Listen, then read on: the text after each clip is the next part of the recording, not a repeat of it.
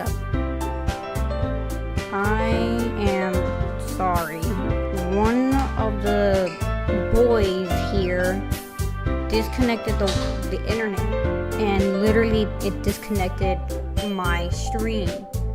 And I had to go up and I had to reconnect everything because they were being douches and interrupting my stream. Literally, they were interrupting my stream.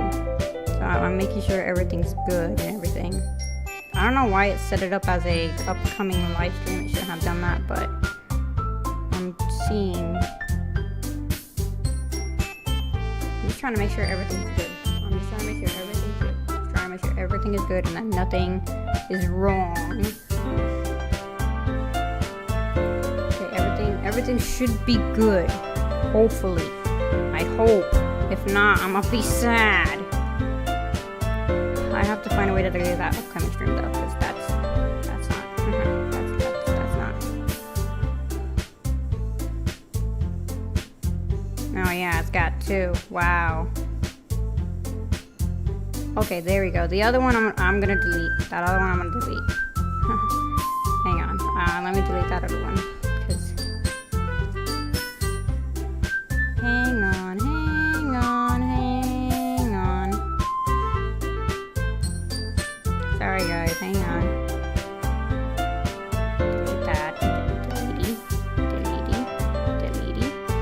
There we go. Okay, there we go. So I'm back up. I am so sorry. Literally, they've been messing with me this entire stream, and so I guess they decided to mess with me by disconnecting the internet and totally interrupting me in my live stream. So yay to them for doing that to me.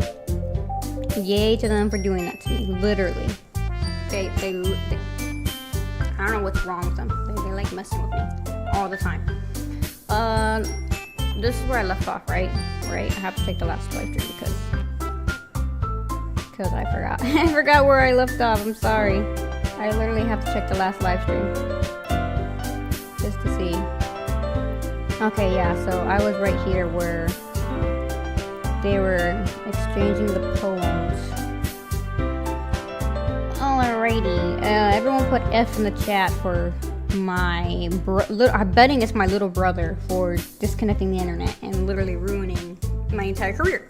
Anyways, as they read in tandem, I watch each of their expressions change. Natsuki's eyes burrow and furrow in frustration. Meanwhile, Yuri smiles sadly. What's with this language? Did you say something? Oh, it's nothing. Natsuki dismissively returns the poem to the desk with one hand. I guess you could say it fancy.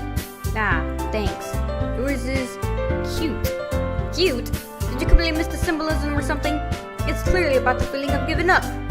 How can that be cute? I know that. I just meant the language, I guess. I was trying to say something nice. Dang. You mean you have to try that hard to come up with something nice to say? Thanks, but it really doesn't come out nice at all. Well, I do have a couple of suggestions. If I was looking for suggestions, I wouldn't have asked someone who actually liked it. Which people did, by the way. Hi, welcome back. Whoever's in the chat, welcome back. The internet literally got disconnected, and so I had to redo the live stream. So welcome back. I left off. I'm picking up where it left off, which people did, by the way. Sayori liked it, and Sugar Pops did too. So based on that, I'll gladly give you some suggestions of my own. First of all, excuse me. I appreciate the offer, but I spent a long time establishing my writing style. Dang, I don't expect it to change anytime soon unless I've come across something particularly aspiring, which I haven't yet. Dang, that's gotta burn. And Sugar Puffs liked my poem too, you know. He even told me that he was impressed by it. Natsuki suddenly stands up. Oh, I didn't realize you were so invested in trying to impress our new member, Yuri. That's not what I do. You're just... Yuri stands up as well. Damn. Maybe you just yelled that Sugar Puffs appreciate my advice more than he appreciated yours. Huh? How do you know he didn't appreciate my advice more? Are you that full of yourself? Can I have a say in this? Is that, I don't care about any of your advices. I prefer Sayori over all of you. So, you both can continue arguing while I just, rave on about Sayori. No. If I was full of myself, I would deliberately go out of my way to make everything I do overly cutesy. Ooh. Is everyone okay? Well, you know what? I wasn't the one whose boobs magically grew a size bigger as soon as Sugar Pops started showing up. Natsuki! Natsuki, that's a little... That doesn't involve you! I don't like fighting, guys. Come on, consider Sayori's feelings. Suddenly, both girls turned towards me as if they didn't notice I was standing there. Sugar Pops! She's just trying to make me look bad. That's not true. She started it. If she could... Actually, you're the one that started it. You're the one that actually started it. If she could get over herself and learn to appreciate that simple writing is more effective, then this wouldn't have happened in the first place. What's the point of making your poems all convoluted for no reason? The meaning should jump out to the reader, not force them to have to figure it out. Help me explain that to her, Sugar Pops. Wait! There's reasons we have so many deep and expressive words in our language. It's the only way to convey complex feelings and meanings most effectively. I don't care. I told you before. I prefer Sayori. Avoiding is not only unnecessarily limiting yourself, it's also a waste. You understand that, right, Sugar Pops? How did I get dragged into this in the first place? It's not like I know anything about writing. But whomever I agree with, they'll probably think more highly of me. So of course, Sayori. Natsuki. Natsuki glares at me, drying up any words I had in my mouth. So instead I turn to Yuri. Yuri! But Yuri's expression is so defenseless that I can't bring myself to say anything to her. Well, Sayori! Yeah? Michael! Yeah? Everyone's fighting is making Sayori uncomfortable. That's my little brother, by the way, always trying to annoy me. Everyone's fighting is making Sayori... Oh, I already read that. How can the two of you keep fighting when you know you're making your friend feel like this? Sugar Pops. Well, that's her problem. This isn't about her. I agree. It's unfair for others to inject their own feelings into our conflict. Yeah, unless Sayori wants to tell Yuri what a stuck-up jerk she's being. She would never. It's your immaturity that made her upset in the first place. Excuse me? Are you listening to yourself? This is exactly why nobody likes you. Oh. I went dead silent. Hi. Natsuki. Yuri. You guys are my friends. I just want everyone to get along and be happy. My friends are wonderful people. And I love them because of their differences. Natsuki's poems. They're amazing because they give you so many feelings with just a few words. Nice, Sayori. Go with your words of influence. And Yuri's poems are amazing because they paint beautiful pictures in your head. Everyone's so talented. So why are we fighting? Because Sugar Pops is in the room, so they wanted to fight over who could impress them the best. Because, well, also, Natsuki's cute and there's nothing wrong with that. And Yuri's boobs are the same as they always were. Big and beautiful. Sayori stands triumphantly. Tell him, Sayori. Tell him. Monica stands behind her with a bewildered expression. I'll make some tea. Yuri rushes off. Natsuki sits down with a blank expression on her face, staring at nothing. So this is why Sayori is vice president, I whisper to Monica. She nods in return. To be honest, I might come off as a good leader, and I can organize things, but I'm not very good with people. You just didn't choose to interfere because you just don't want to. You just don't want to. I don't call you a good leader at all. I couldn't even bring myself to interject. As president, it's kind of embarrassing of me. Nah. It's not like I can blame you. I wasn't able to say anything either. Well, I guess that means Sayori is amazing in her own ways, if you could say that. She might be an airhead, but sometimes really suspicious that she knows exactly what she's doing. Exactly. I see. Take good care of her, okay? I would hate to see her get herself hurt. I'm not even gonna mention it. That makes 2 of us. You can count on me. Monica smiles sweetly at me, causing my stomach to knot. Such a genuine person really does make a good president, regardless of what she says. She's not being genuine at all. She's not being good at all, just so you know, Sugar Pops. If only I could get the chance to talk with her a little more. Nah, I prefer Sayori. Who cares about Monica? Okay, everyone, it's about time for us to leave. How did you all feel about sharing poems? It was a lot of fun. Why'd I say it was worth it? It was alright. Well, mostly, even though you and Yuri got into a fight. Sugar Pops, how about you? I still have forgot about that name. Yeah, I'd say the same. It was a neat thing to talk about with everyone. Awesome! In that case, we'll do the same thing tomorrow. And maybe you learned something from your friends too. So your poem will turn out even better. Well, I prefer Sayori, so I'm just gonna write about Sayori again. And I already have a plan of what I want to do. I think to myself, I did learn a lot more about the kind of poems everyone likes. With any luck, that means I can at least do a better job impressing those I want to impress. Like Sayori. I nod to myself with newfound determination. Sayori will be the one. Will be the one. Sugar Pops, ready to walk home? Sure, let's go. Sorry, beams at me. Yeah. This is my favorite right here. This right here? She's my favorite. She is my favorite. It truly has been a while since Sayori and I have spent this much time together. I can't really say I'm not enjoying it either. Sayori, about what happened earlier? Eh? What do you mean? You know, between Yuri and Natsuki. Does that kind of thing happen often? I mean, no, it's just because you were there and they were fighting over who to impress better. You know, who could impress better. That's all it was. No, that's really the first time I've seen them fight like that. I promise, they're both wonderful people. You don't hate them, do you? Yep, definitely do. Definitely hate them.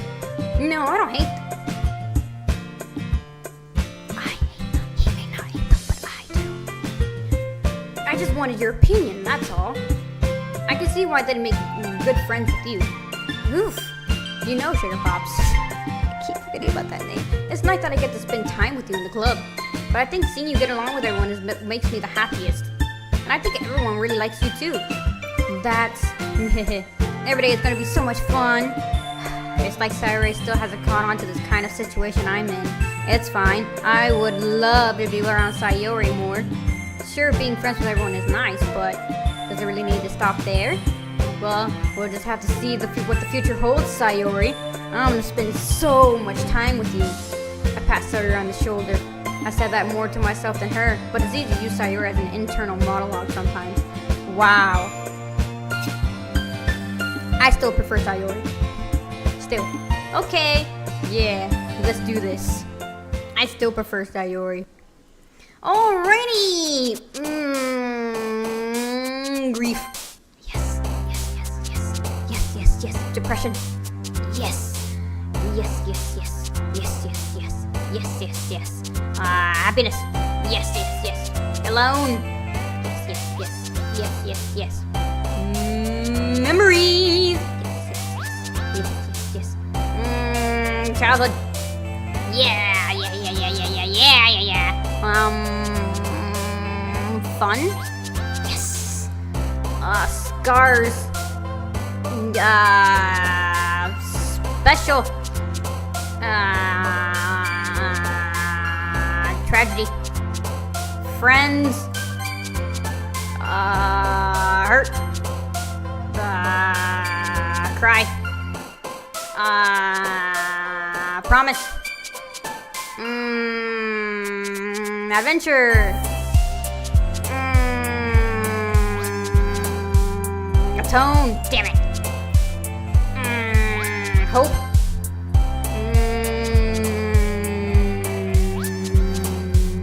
Sunset. Yes. Defeat.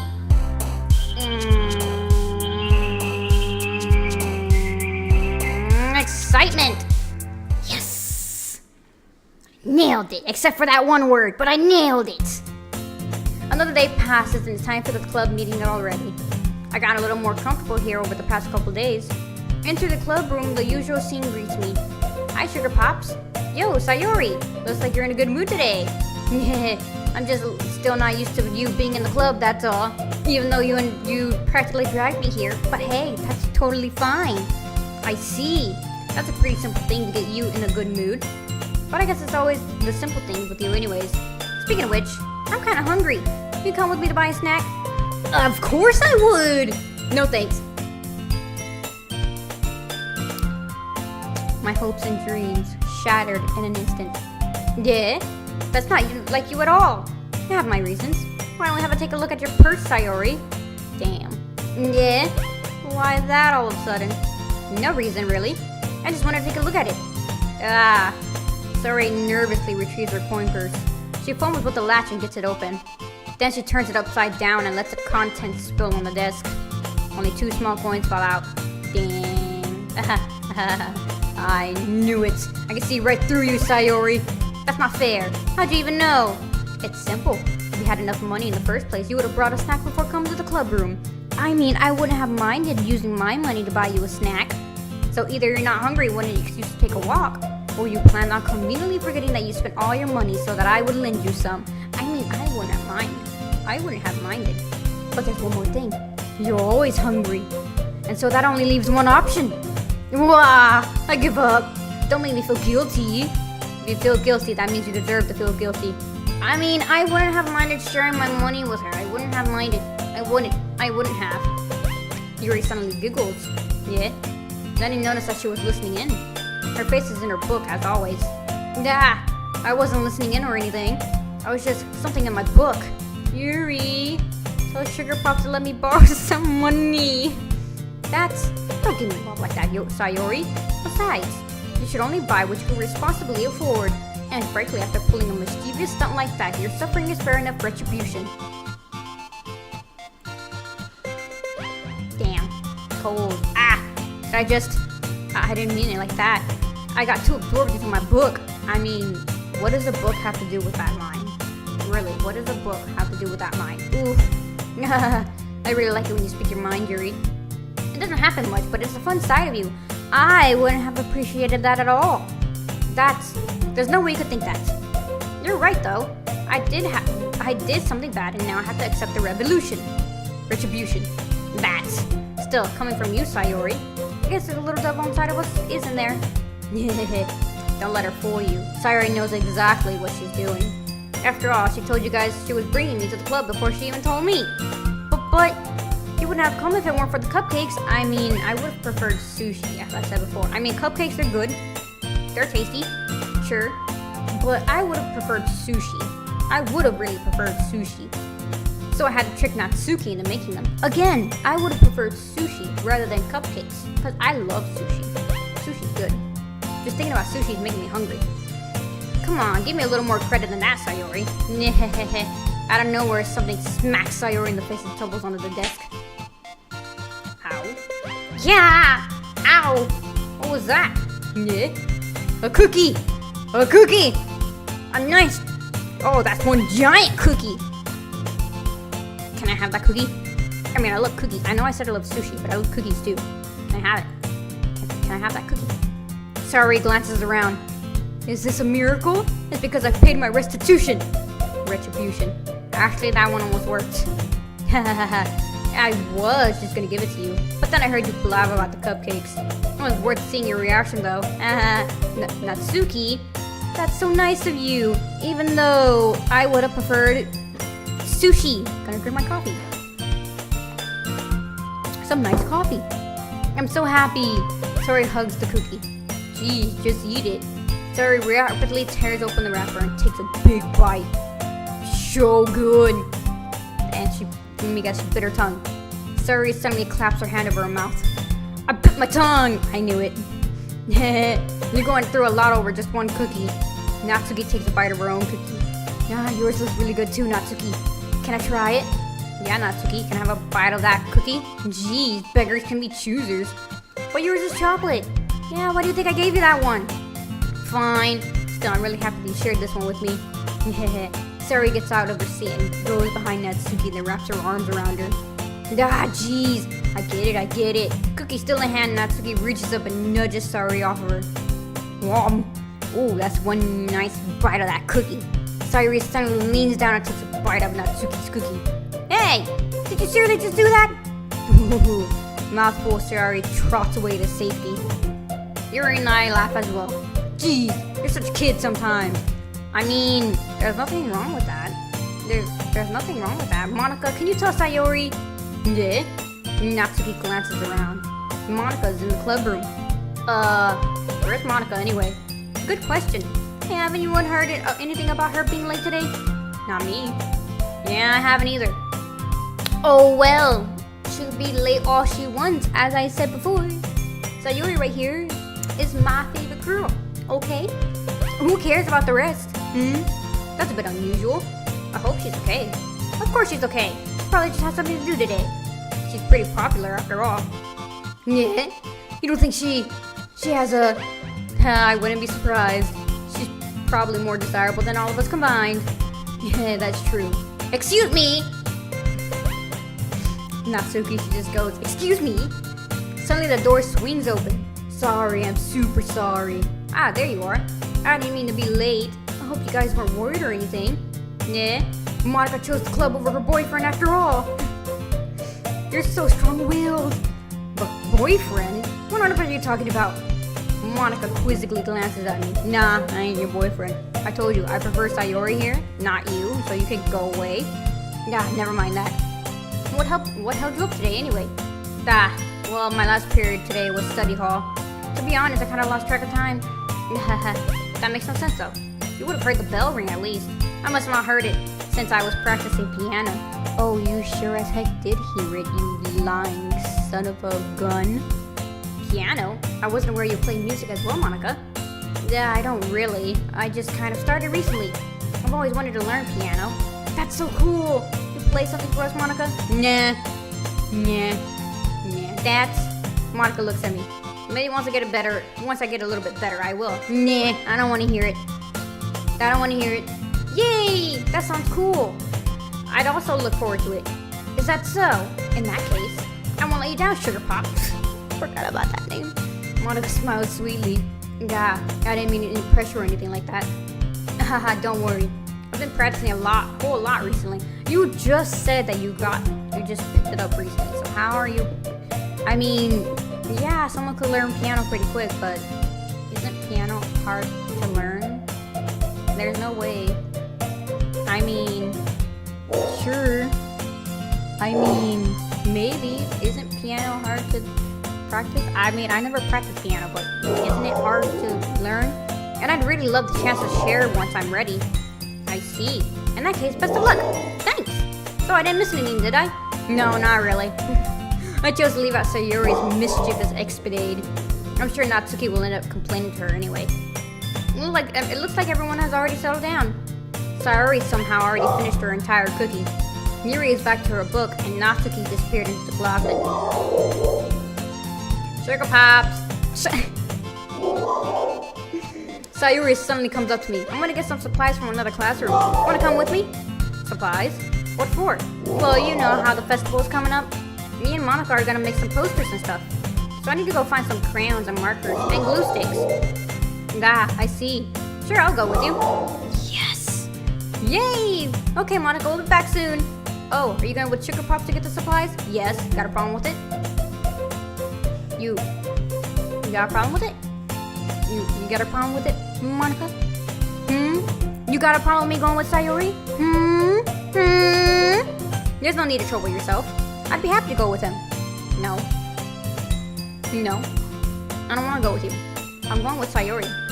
I prefer her blue eyes than your green eyes, okay? That's how it works. I prefer her short hair than your long hair. You know, now that I look at you two, your hair color is almost similar to hers.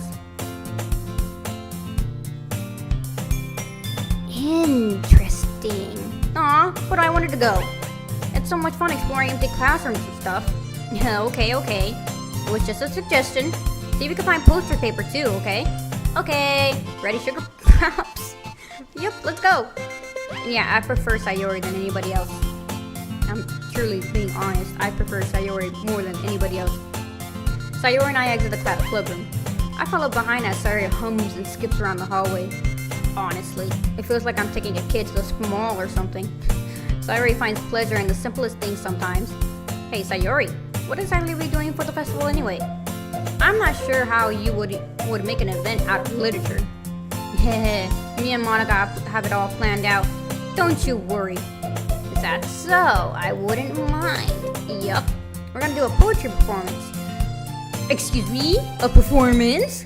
No way. I'm stage fright. Of what kind? Well, everyone's gonna take turns on stage and recite their favorite poems. Ah, that sounds kind of dull. You don't have to insult her idea like that, okay? I think it's a great idea, even though you might be stage fright. Some nice coffee. Sugar pops? You're not thinking about it the right way at all. It's not just about reading poems, it's about performing them. Like, you say the lines of the poem like, between my feet, the last remaining flower beckons to me. I twist the stem, freeing it from its clinging roots, caressing the final joyous moment between my fingers. But to what end have I summoned this joy? For now, when I look in every direction, the one prosperous field before me is but a barren wasteland. Hey, that's nice. Hey, that's nice. That's nice. Like that. Sayori, how do I put this? I'm not sure if it's me, but it's a problem for me to take you seriously when you talk like that. That was pretty good. That was actually pretty good, and you don't take that seriously when she recites it? Yes. You can let them out and that. Or I can. Want me to? Okay. Yeah, you meanie. I'm working super hard on this, you know. I know. I just meant that it's a pretty unordinary contrast to your cute self. Haha, don't say that. It's embarrassing. But I guess that means I'm doing a good job. Yeah, I guess so. Hey, you're supposed to compliment her. You're supposed to say, yeah, what a wonderful poetry example you made. And I'm so excited. The festival is going to be so much fun. Sayori spins herself around in the hallway again. Hey, Sugar Pops, this costume over here is empty. Let's begin the mission. Mission, eh? It's been a long time since I spent time with Sayori like this. But in the end, she hasn't changed one bit. She's nothing but a ball of sunshine, drawing happy vibes from the world around her. Exactly. It's pretty nostalgic feeling for me. As the years went by, I began to hold myself in my room more and more. So going adventuring with Sayori bringing about a special sort of feeling I forgot I had in me. Exactly. That wonderful feeling of Sayori there, with you, having fun, and being great. No, not load. Go back. I meant to save. Save. The two of us enter the classroom. Sayori heads straight to the closet and I follow. Let's see, what do we have in here? Crayons! Sayori pulls a box of crayons off the shelf. They're the best brand too. They're kind of dirty though. Sayori starts pulling various crayons out of the box and reading the color names. Alright, that's one down. Don't get distracted. We still need to find... Wait, I'm looking for my favorite color. Fine. What's your favorite color? I would like to know. Then at least move aside so I can look for the poster paper. Ah, I dropped one by accident. What was that? Yeah! Sayori bends over and smacks her forehead right into the shelf. She falls to the floor and the crayons fall all over her lap. Ooh, that had to hurt. You okay? My forehead. Sayori clutches her forehead. Jeez, Sayori. That's just like you, isn't it? Come on, let me see. So Sayori's sitting on the floor. I grabbed her by the waist and pulled her out of the closet. You have to move your hand, Sayori. But it hurts! Just do it for a second. Yeah. Nice. Sayori slowly releases her hand from her forehead. I gently brush her bangs to the side. Ow! Sorry. There's a huge red mark in the center of her forehead. You gotta be more careful, Sayori. A bump is starting to form as well. Ooh, that's gotta hurt. Man, that's gonna swell up. I should find some ice. Sugar Pops. Where would I even find ice around this time? I guess a cold drink will do. You don't have to. I'm fine with looking like a unicorn. I mean, you would be pretty cute as a unicorn. Even wincing from the pain, Sayori makes a silly joke. Haha, what are you saying? I'll be right back, okay? Oh, okay. Yes. I pass her on the shoulder and run into the hallway. I locate the nearest vending machine. What should I get? It doesn't really matter since it'll be used as an ice pack rather than drink. But I know Sayori likes apple juice, so I purchased that one. Yes. In just a moment, I'm already returning to the classroom where I left Sayori. Hey, Sayori! She has one palm on her forehead and is using the other hand to clumsily scoop crayons back into the box. At least they were already in the wrong spot before I spilled them. What? As in, like, they weren't in the correct spot in the box? Is that what you're saying? I mean, does it matter? Does it really matter what order they go in the box? I mean, if that's what you like, I guess I could go with it. But does it really matter? Sayori, here. I hand Sayori the bottle of apple juice. It's nice and cold. Sayori opens the cap and starts drinking from it. Sayori, what are you doing? It's for your forehead, idiot. Ah, sorry, I forgot. How hard did you hit your head? Sayori places the bottle against the bump on her head. It stings. Just bear with it. You'll feel better soon. Looks like you cleaned up most of the crayons, so that's good. Hey, Sugar Pops. I can't take this game seriously because of the name I chose. This kind of reminds me of growing up, doesn't it? Yeah? What do you mean? You know how we used to play outside all the time. I would always try to keep up with you. You were kind of oblivious in some ways. Like I usually fell behind or had trouble climbing on things you did. But sometimes when I tried to do things I couldn't, I would get myself hurt. I'd fall and scrape myself or get a bump. And I would start crying really hard. That's a nice memory. And you would rush over as quick as you could. That's nice. That's what I call childhood right there. And you would try really hard to get me to stop crying. It was almost like you blamed yourself and you were afraid of getting in trouble if someone found out.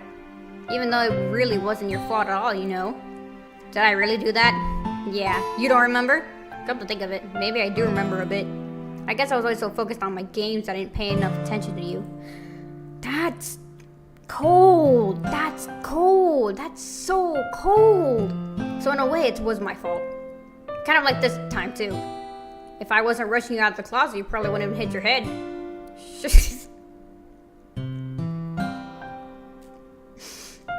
God damn. I don't think you realize it, but you're always thinking about other people. Even after all these years, rushing to help me even though I'm just being clumsy. You're really a sweetheart. Don't call me that. Maybe I should have named them that. Would it have been more funnier? And I don't really do these things out of all the time. I guess when it comes to you, it just feels natural. Before I even know it, I'm treating you like this. I guess that's what happens when you've been friends for so long. Really? Maybe you're right. I'm not gonna say it. I'm so glad nothing changes between us. Do you think it'll be like this forever? Forever? If I'm honest to myself, there's no telling where we'll end up for college after that. God damn it, I can't read it! So it wouldn't be fair for me to make any promises. But, well, I hope so. It's been this long already, right? I can't imagine you ever changing, so my hopes are up. I'm so happy. Sayori has a whimsical expression in her eyes. I remain silent for a moment. She's so silly and clumsy on the outside, but when I see her deep in thought like this, it makes me not want to interrupt her. Oh, disturb her. God damn it, I'm not reading it correctly! Fudge! Coffee! I'm gonna let y'all know. I stayed up last night. And so then I woke up at like 9 o'clock in the morning. So I'm like quite tired, but I'm still doing the stream because I got coffee right here. Some nice and delicious coffee. Nice coffee. Oh, what did I click? Oh. I guess we should go back. I don't want to worry Monica, you know. Good luck with that. She's gonna see her forehead either way. Not if I hide under my bangs. I mean, I think she would still see it. Your bangs are kind of short. Would you be able to hide that? Sorry, hops to her feet. Nah, she clutches her forehead again. Don't stand up so fast after hurting yourself. Ooh, well, I guess it's too late now. Anyways, let's go. I'm pretty sure she's gonna see it. I follow Saturday out of the classroom. Sorry plays with her bangs trying to hide the bump, but without much success, I told you. In a moment, we make it back to the club room. Ah, you're back! Good timing, I was just about to ready to start with sharing our poems. Yeah, Sayori, your forehead. See, I knew it. She's fine, don't worry about it. Yeah, I was playing with the crayons and smacked my forehead into the shelf. Honesty's the best policy, but still, you did try to hide it. Well, anyway, were you able to find everything we needed? Uh-huh, I have it right. Yeah. Sayori frantically glances around herself. I forgot all the stuff! Calm down, Sayori. I have it all right here. I found the poster paper, too. Sounds like you ended up doing all the work, Sugar Pops. Oh. Well, Sayori. I failed to come up with an excuse for Sayori. I made it an adventure! Yeah, that. Okay. In any case, good work. I would love any adventure with Sayori, okay? I would love that. If only she were real. I'll start working on the poster tonight. Me too. Okay, everyone. Are you ready to share your poems? Guess I should grab mine. After making sure the crayon box is closed tightly, I return to my seat. Yay! Sayori. Sayori's gonna be first every time. Hi. Sugar Pops. I really love your poems. I can't believe you've been hiding these from me. Yeah? I haven't been hiding anything. I'm not hiding anything. But your poems are so good. Yesterday's, and this one too. You can't tell me you haven't done this before. I mean, I haven't. This is my first time writing poems since I've joined this club. You're really the one who feels that way, so... No way! Not even Natsuki. Well, I guess Natsuki's the least likely to admit how much she likes something. But I don't think it's that. What do you mean? Well, I guess I'll be honest about it. It's a lot easier to write poems when I'm thinking about you. Yeah? Yes. Stop thinking weird things, idiot. It just mean that you're a really expressive person, I guess. How am I supposed to write poems about my own stupid life? But you somehow make everything in your life an adventure. Even the little things. Like cooking. I mean, I heard that you couldn't cook. Let's not talk about that. So yeah, I guess that's what I'm saying is that I feel the vocabulary I guess that I'm saying is that I feel more feelings through you and that I can through my this is not proper vocabulary. This is not proper vocabulary. We have that kind of weird connection. It's your fault for getting in my business all the time. Yeah. I don't know if I understand. You never understand when I try to explain things to you, do you, Sayori? I pat Sayori's head. Hey, I'm not a kid anymore, you know. Are you sure about that? Maybe. Sayori starts fiddling with her pencil between her hands. Hey, Sugar Pops, will you give me your poem? I kind of want to keep it. Huh? Why? Because, well, it's the first time you've written something for me. Sorry, you're completely misunderstood. I didn't write this for you. I wrote it for her. What the fudge? You're gonna say that? I wrote it for her, okay? She can keep it. She can keep it for all she wants, okay? You're not gonna keep that poem. You will give it to her, okay? I'm me, the player here, playing you. Demand that you let her have that poem, okay? Are you even listening anymore? Well, whatever. I'll give it to you when we get home. Really? Yes. Ah! I broke my pencil. Sayori hastily bends down to pick up the pieces she dropped. But being attentive? Is that what that says? What? Of her surroundings, she bumps right into me. Sorry. What? No, don't click that. It's fine. I'll get it for you. I bend down and pick up the broken pencil. Sayori clutches the deck beside her to support herself, knees shaking. I'm a little clumsy today. Let's sit down, Sayori. Yeah. I grab Sayori's arm and help her sit at her desk. Anyways, I still haven't read your poem. Oh, sorry, I forgot about that. But it's not as good as yours. Jeez, don't worry. I'm sure I'll like it. Oh. Bottles. I pop off my scalp like the lid of a cookie jar. It's the secret place where I keep all my dreams. Little balls of sunshine, all rubbing together like a bundle of kittens. I reach inside with my thumb and forefinger and pluck one out. It's warm and tingly, but there's no time to waste. I put it in a bottle, keep it safe. And I put the bottle on the shelf with all of the other bottles. Happy thoughts, happy thoughts, happy thoughts. All in a row. My collection makes me a lot of friends. Each bottle is starlight to make amends. Sometimes my friends feel a certain way. Down comes a bottle to save the day. Night after night, more dreams. Friend after friend, more bottles. Deeper and deeper my fingers go, like exploring a dark cave, discovering the secret hiding in the nooks and crannies. Digging and digging, scraping and scraping. I blow dust off my bottle caps. It doesn't feel like time elapsed. My empty shelf could use more. My friends look through my locked front door. Finally, all done. I open up and in come my friends. In they come, in such a rush. Do they want my bottles that much? I frantically pull one from the shelf, one after another, holding them out to each and every friend, each and every bottle. But every time I let one go, it shatters against the tile between my feet. Happy thoughts, happy thoughts, happy thoughts, and shards all over the floor. They were supposed to be for my friends who aren't smiling. And they're all shouting, pleading, something, but all I hear is echo, echo, echo inside my head. Well, interesting. Holy crap. Sorry. Did you really write this? Of course I did. Didn't I tell you yesterday I was going to write the best poem ever? That's a bit of a,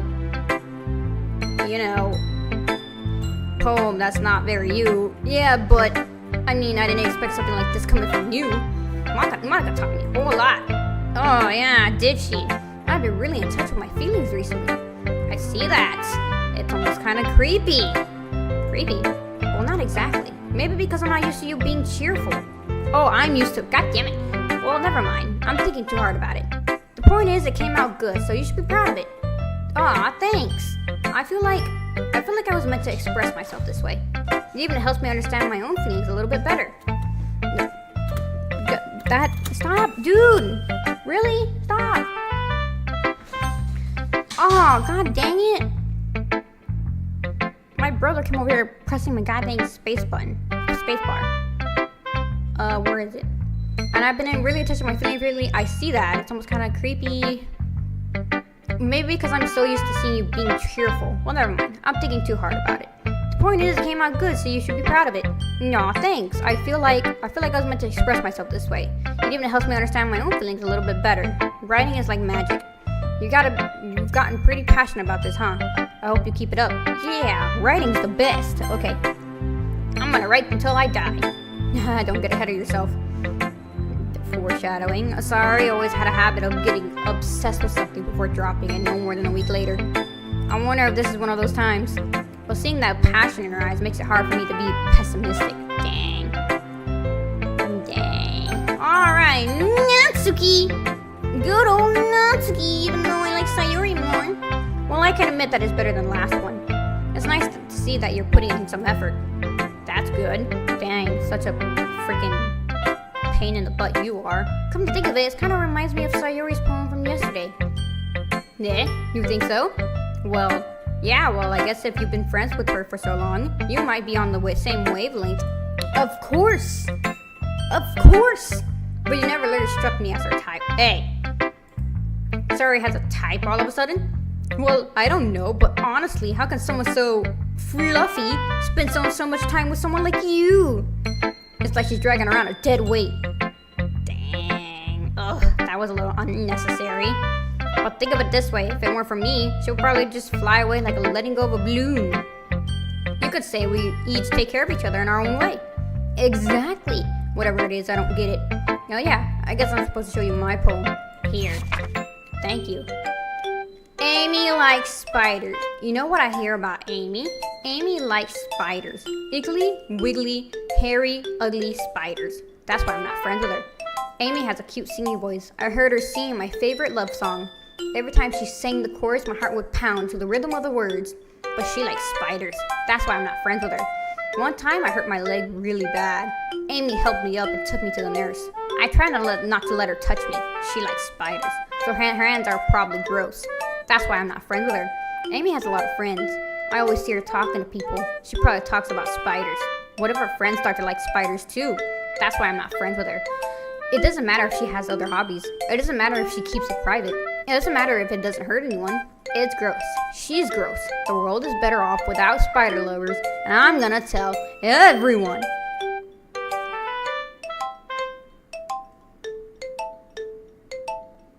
I don't know how I feel about this poem.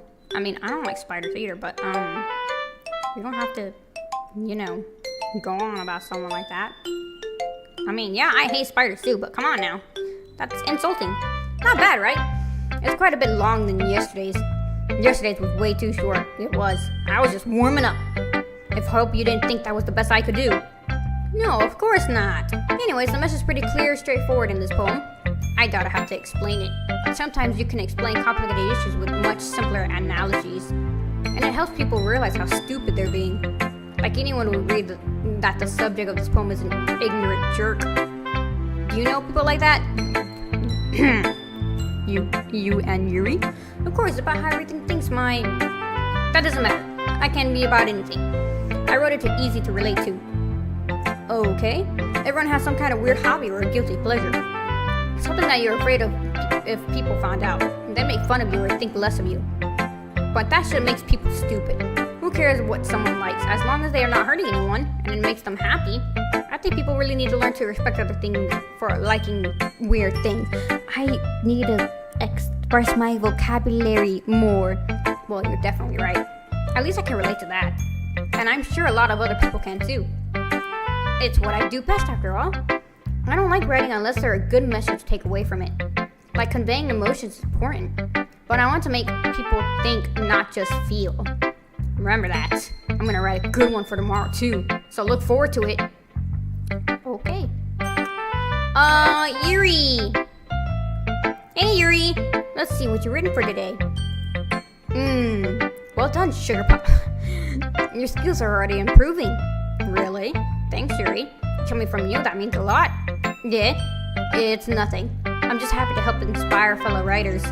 I know you're new to this, so don't worry so much if it seems like you can't get your poem to feel perfect.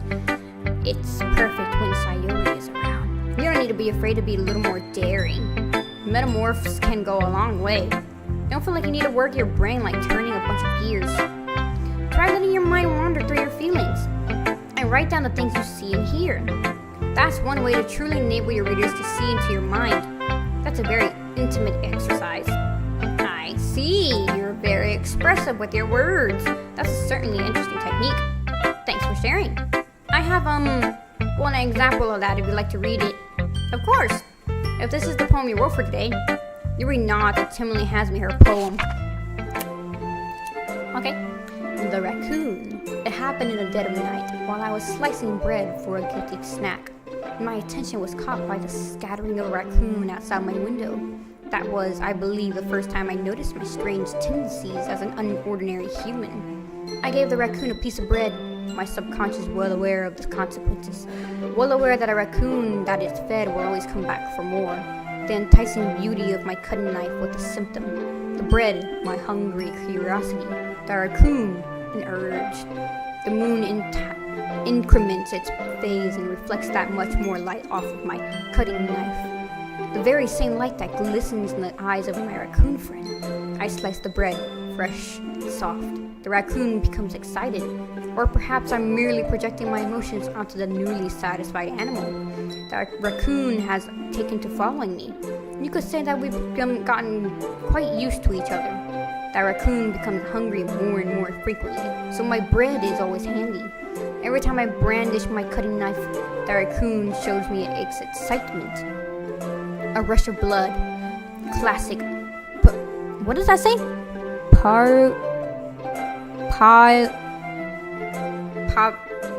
I can't read cursive, so I don't know what that word says. Conditioning. I slice the bread, and I feel myself. Again. Feed myself. God damn it! I can't read cursive! I was a little more daring with this one than yesterday's. I could see that. It's a lot more metaphorical. Exactly.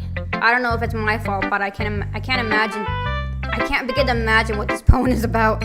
That's right. It's about closer to my preferred writing style. Using a poem as a canvas to express vivid imagery and conveying emotions through them. Okay. Yeah, if I take it as face value, then I can't even figure out what it's supposed to mean. Well, I think it's something that different people can relate to in their own way. I wanted to express the way I feel for me to indulge in my more unusual hobbies.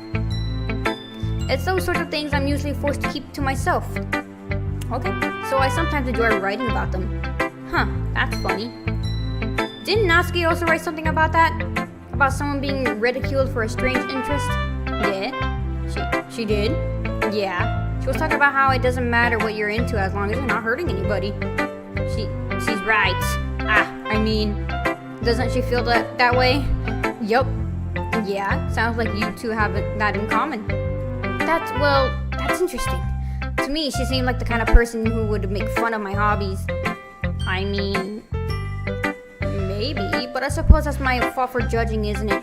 Nah, please don't call her. Don't tell her that I said that. God dang it! Don't worry, I have no reason to. Okay, well, thank you for sharing it with me. After all, if I hadn't learned to embrace my own weirdness, I would probably hate myself. I might be ranting a little bit now, but I'm glad you're a good listener. I didn't really listen to a thing she said. Monica. Hi again, Sugar Pops. How's the writing going? Alright, I guess. I'll take that, as long as it's not going bad. I'm happy that you're applying yourself. Maybe soon you'll come up with a masterpiece. I wouldn't count on that. You never know. Want to share what you wrote for today? Sure, here you go. I give my poem to Monica.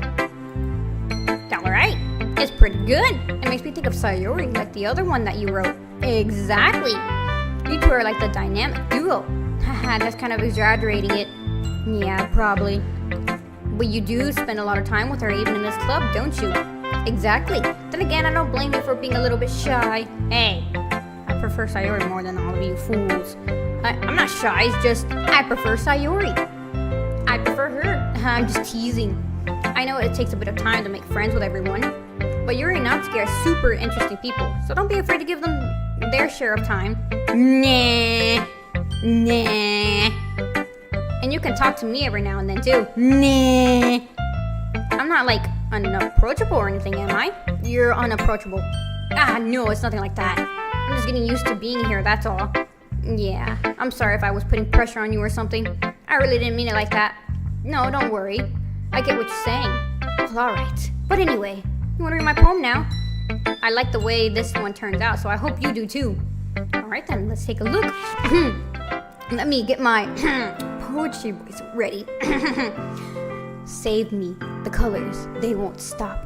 Bright, beautiful colors, flashing, expanding, piercing, red, green, blue, an endless cacophony of meaningless noise. The noise, it won't stop. Violent, grating waveforms, squeaking, screeching, piercing, sine, cosine, tangent, like playing a chalkboard on a turntable, like playing a vinyl on a pizza crust, an endless poem of meaningless. Load me. Okay.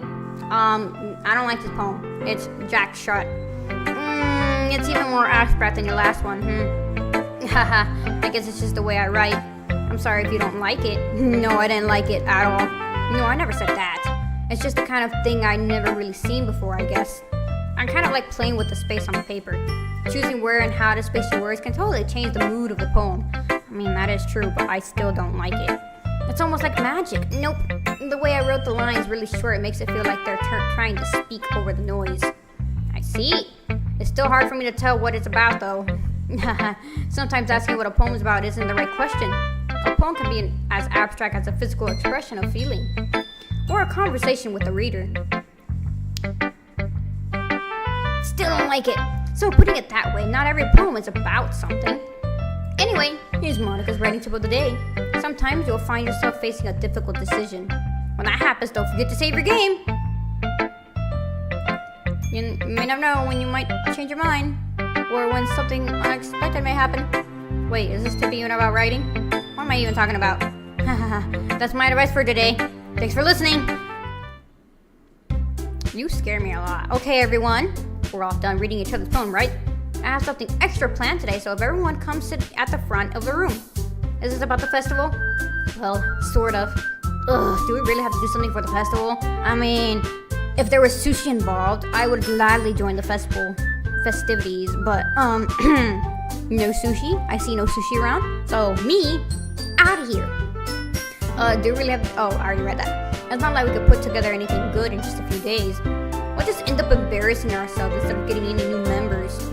That's a concern of mine as well, and I really do well with last-minute preparations. Don't worry so much. I'm going to keep it simple, okay?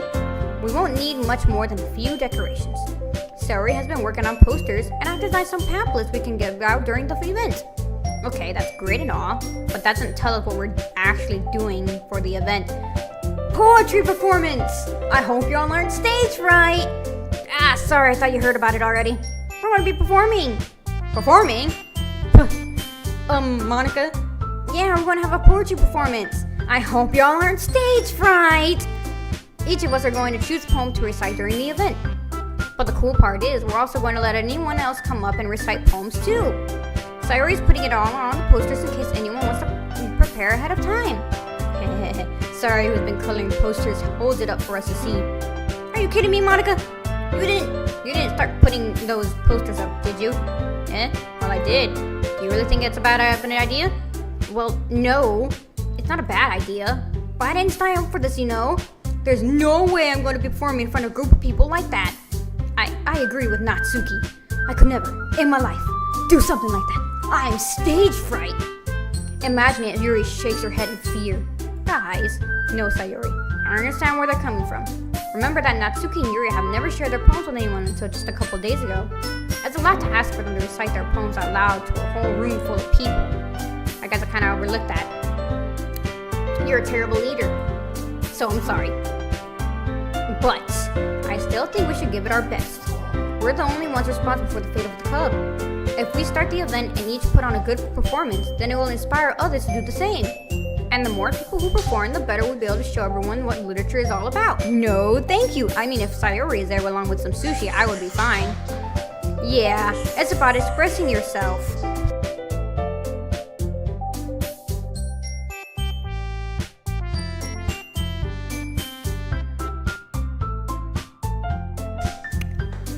What was that? Oh, okay. Finding new horizons and having fun. That's right, and those reasons that we're all in this club today. Don't you want to share that with others? No, there's stage fright. To inspire to find the same feeling that brought you here in the first place? I know you do. I know we all do. No, there's stage fright. And if it all takes is standing in front of a room for 2 minutes and reciting a poem, then I know you can do it. There's stage fright. There's stage fright. Natsuki remains silent. Sayori looks worried. I guess that leaves me no choice. I agree. I don't think it's too much to ask. I think that Sayori and Monica have been trying really hard to get new members. The least we can do is help them out a little bit. Well, maybe, but... What, you stage fright? You better get over that stage fright, okay? Okay, you have no choice. Those pink eyes of yours are gonna have to get determined and not be stage fright. Sayori here, she's not stage fright, so why are you stage fright? Stop being stage fright. It looks like Natsuki doesn't have any arguments left. Ugh. Okay, fine. I guess I'll just have to get over with it. Did I say that wrong? I guess I'll have to just get it over with. Oh, I did say that right. Alright. Whew. Thanks, Natsuki. What about you, Yuri? No, I don't want to. Yuri dejectedly glances around at everyone else's expectant faces. Expectant? What? I guess I don't really have a choice. Haha, that's everyone! You're the best, Yuri. This club is seriously going to be the death of me. Foreshadowing. Oh gosh, you'll be fine, Yuri. But anyway, let's move on to the main event. I want each of you to choose a poem of yours. We're going to practice reciting them in front of each other. No way! Monica, this is too sudden. Well, if you can't recite your poem in front of the club, how do you expect to do it in front of strangers? Yeah, get that stage fright out of your mind. Oh no, don't worry. I'll start us off to help everyone feel a little more comfortable. Can I go next? Of course. Now let's see. Monica flips through her notebook to find the specific poem she has in mind for herself. She then stands behind the podium. The title of this poem is The Way They Fly. Monica begins reciting her poem. Her clear, confident voice fills the room. More than that, her inflection is pristine. God damn it! She knows exactly how to apply emotion behind each line she recites, bringing the words to life. Is this something she's done before, or is she simply a natural? I glance around me. Everyone has their eyes on Monica. Sayori looks amazed. Yuri has an intense expression on her face that I don't understand. Finally, Monica finishes the recitation. The four of us applaud. Monica takes a breath and smiles. was so good, Monica, even though we didn't know what words you said. Thank you very much. I was just hoping to set a good example, even though you never said a word. Are you ready to go next, Sayuri? I'll go next. Whoa, Yuri's fired up all of a sudden. She's got that stage fright out of her mind. Yuri clutches a sheet of paper between her hands and stands up. Keeping her head down, she walks quickly over to the podium. This poem is called... Yuri anxiously glances at each of us. You can do it, Yuri. It's called Affirmage of a Crimson Eye. I said that completely wrong, but who cares? Yuri's voice shakes as she starts reading the poem. Just a moment ago, she practically refused to do this. Why is she suddenly putting in so much effort? It's called Getting Rid of the Stage Fright. As Yuri gets past the first couple of lines, her voice changes. It's almost like what happened when Yuri gets absorbed into her books. Her quivering words transform into the sharp syllables of a fierce and confident woman. The poem is full of twists and turns in its structure that she insinuates with perfect timing. This must be a rare glimpse into the whirling fire Yuri keeps inside her head. God dang it. Suddenly she finishes. Everyone is stunned. Yuri snaps back into reality and glances around her, as if she's bewildered even herself. It's up to me to save the situation. I'm the first to start applauding. Even though she didn't say a single word, everyone joins me afterwards, and we give Yuri the recognition she deserves, even though she didn't say one word. It's not that we didn't want to applaud her, but we were caught off guard that we must have forgotten. As we applaud, Yuri holds the poem to her chest and rushes back into her seat. Even though she didn't say a word, Yuri, that was really good, even though not one word came out of her lips. Thank you for sharing. Looks like Yuri is down for the count. Okay, I guess I'm next then. Sarah hops out of her chair and cheerfully walks to the podium. This one's called My Meadow. Sorry, I giggled. Sayori, it's a lot harder than I thought. How'd you guys do it so easily? Try not to give it like you're reciting to other people.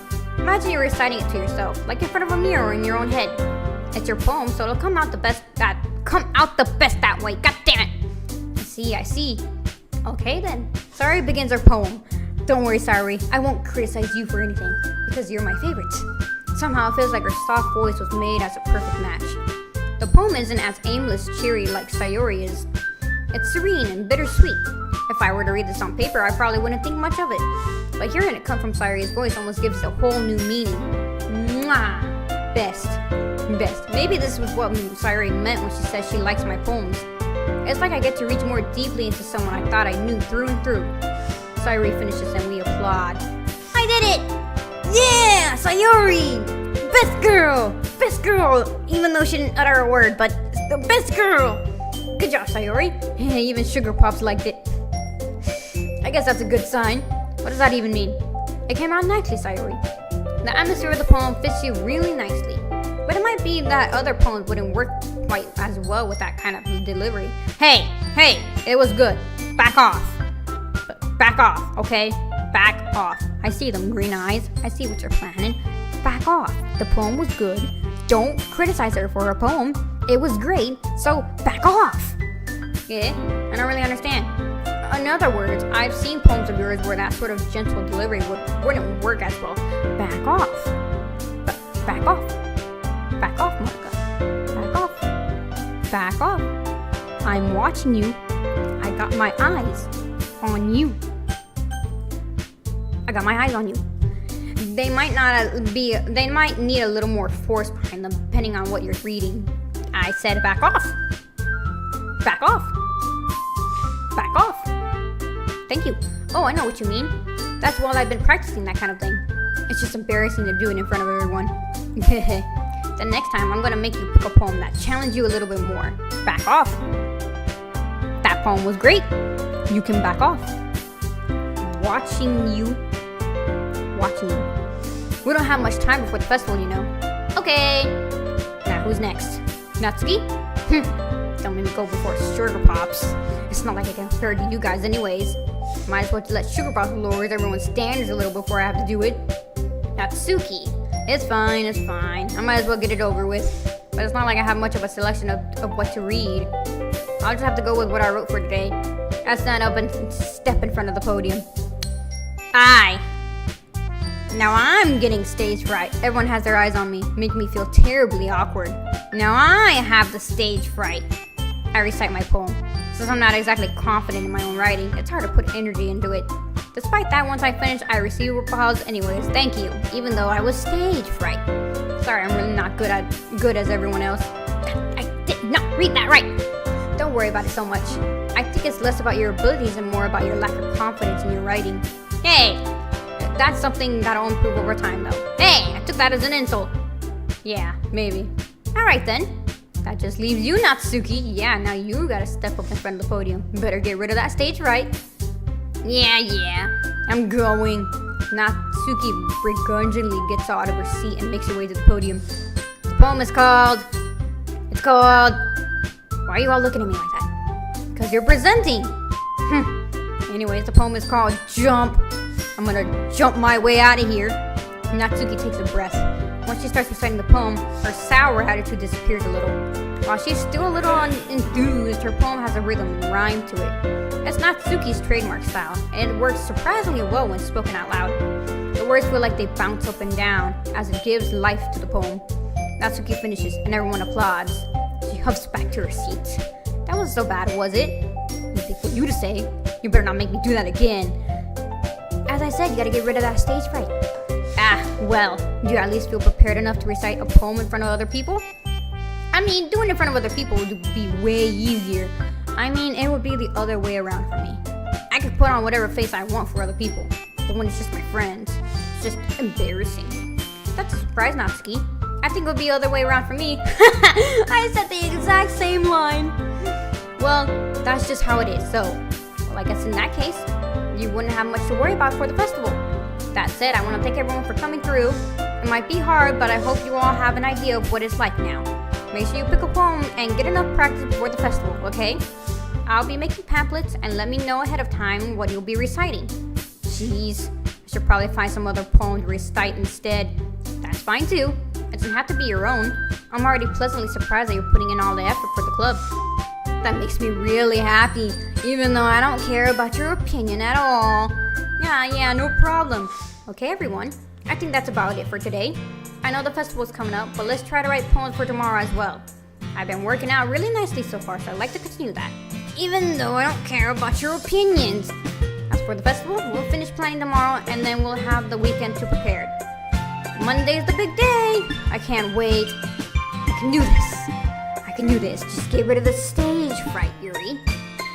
Alright. I stand up. There's no way I'll be able to find the same enthusiasm as Sayuri and Monica, but I'll do my best to get through it. If it's for the sake of the club, and Sayuri, and impressing I just said, you have Sayuri. Who the heck cares about Monica? Who cares about Monica? Not me. You have Sayuri, okay? You keep Sayuri. There is no impressing Monica. You impress Sayuri, okay? Okay. Me the reader, tell you it's only Sayuri that you think about. Only Sayuri, okay? Then I'll have to do my best. Ready to go, Sayuri? Yep. Look at you two, always going home together like that. Exactly. Only us two, so back off. It's kind of adorable, isn't it? Jeez, guys, don't make such a big deal out of it. Must be a little nice, though. Well, yeah, how am I supposed to respond to that? It's okay, Sugar Pops. You don't have to say it. Whatever, let's go already. I walk home with Sayuri once more. Even though it's only been a few days, a lot of things have already changed. But today starts being a little quieter than usual on the way home. Hey, Sayuri. Sorry, I was spacing out. No wonder. I was thinking about something from earlier. I like how we get to... What do you want to say? I can't quite hear you. You can say you love spending time with me, and I will be happy to hear that. Sorry, fumbles with the words. So let's say that one day Yuri asked to walk home with you. Nah. What would you do? What kind of question is that? Kinda putting me on the spot here. I would walk home with Sayuri. That's my choice. Sayuri, you really think I would ditch you for Yuri? Yeah. But She's so beautiful and smart. Not as beautiful as you, okay? Jeez, I already see her in the club every day. Besides, you always seem to really like going home together. I wouldn't just ruin that for you. You're so silly, Sugar Pops. You think about me too much sometimes. Yuri would deserve it if she wanted it, so... Sorry, I've already made up my mind. I've already made it up. I really can't figure you out sometimes. Sorry. Besides, what's the point of speculating something that's never going to happen? The conversation trails off. It's kind of weird. It's kind of a weird thing for Sayuri to care so much about. But I want to respect her and keep her happy too. Then again, the festival's only a few days away. Who knows what will happen in that time? Instant foreshadowing. Yes, poems. Poems. Poem. Yeah. Who should we pick? I already know. Happiness. Promise.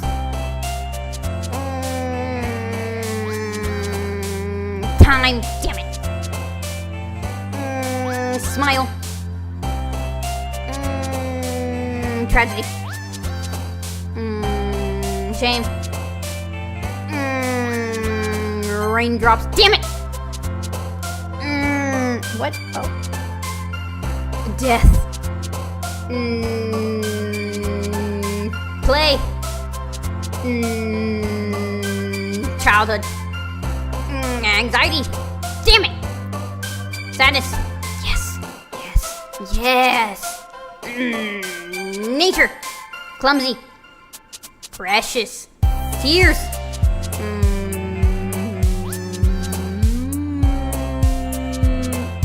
I don't see a word that could match with Sayuri. Give me a word. Cage. Damn it. Joy. Hopeless. Journey. Journey. Damn it! The last word was for goddamn freaking. Oh, I just realized y'all can't see. Y'all can't see the little. Oh my god, let me. Oh, how's that? Okay, let me switch that up here. Yeah, is that good? Is that good for y'all? Or we can put it down here. We can put it down here. Put that down there. Yeah?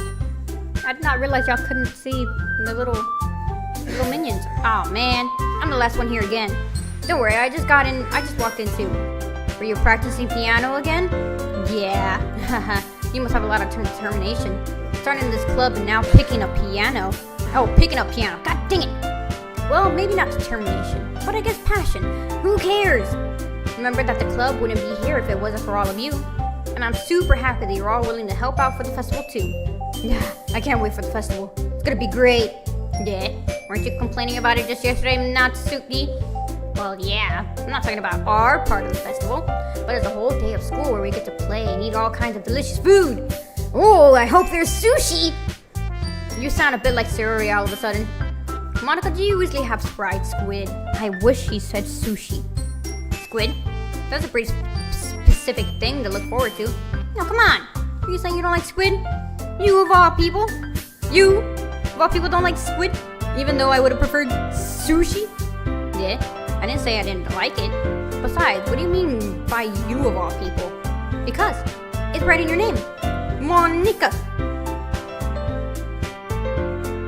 No, it's not. Squid, Monica. Squid, Monica. I mean, there's the I, but it's not in her name. Natsuki, that logic makes no sense. Yeah? That's not how you say my name at all. Also, that joke makes no sense in translation. Yeah, it doesn't. It really doesn't, Natsuki. Monica, Squid, Monica. No, it doesn't. Nah, never mind. Let's just focus on our own event for now, okay? Fine. Your reactions aren't as fun as Yuri's or Sayuri's anyways. Excuse me. Where is Sayuri anyway? Oh, there you are. Sayuri is sitting at a desk in the corner of the room, looking down at nothing.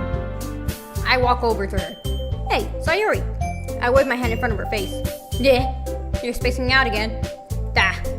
Sorry. Don't mind me. You can go talk to everyone else. Huh? Is everything alright? Of course. Why wouldn't it be? It just feels like you're a little off today. Sorry for assuming things.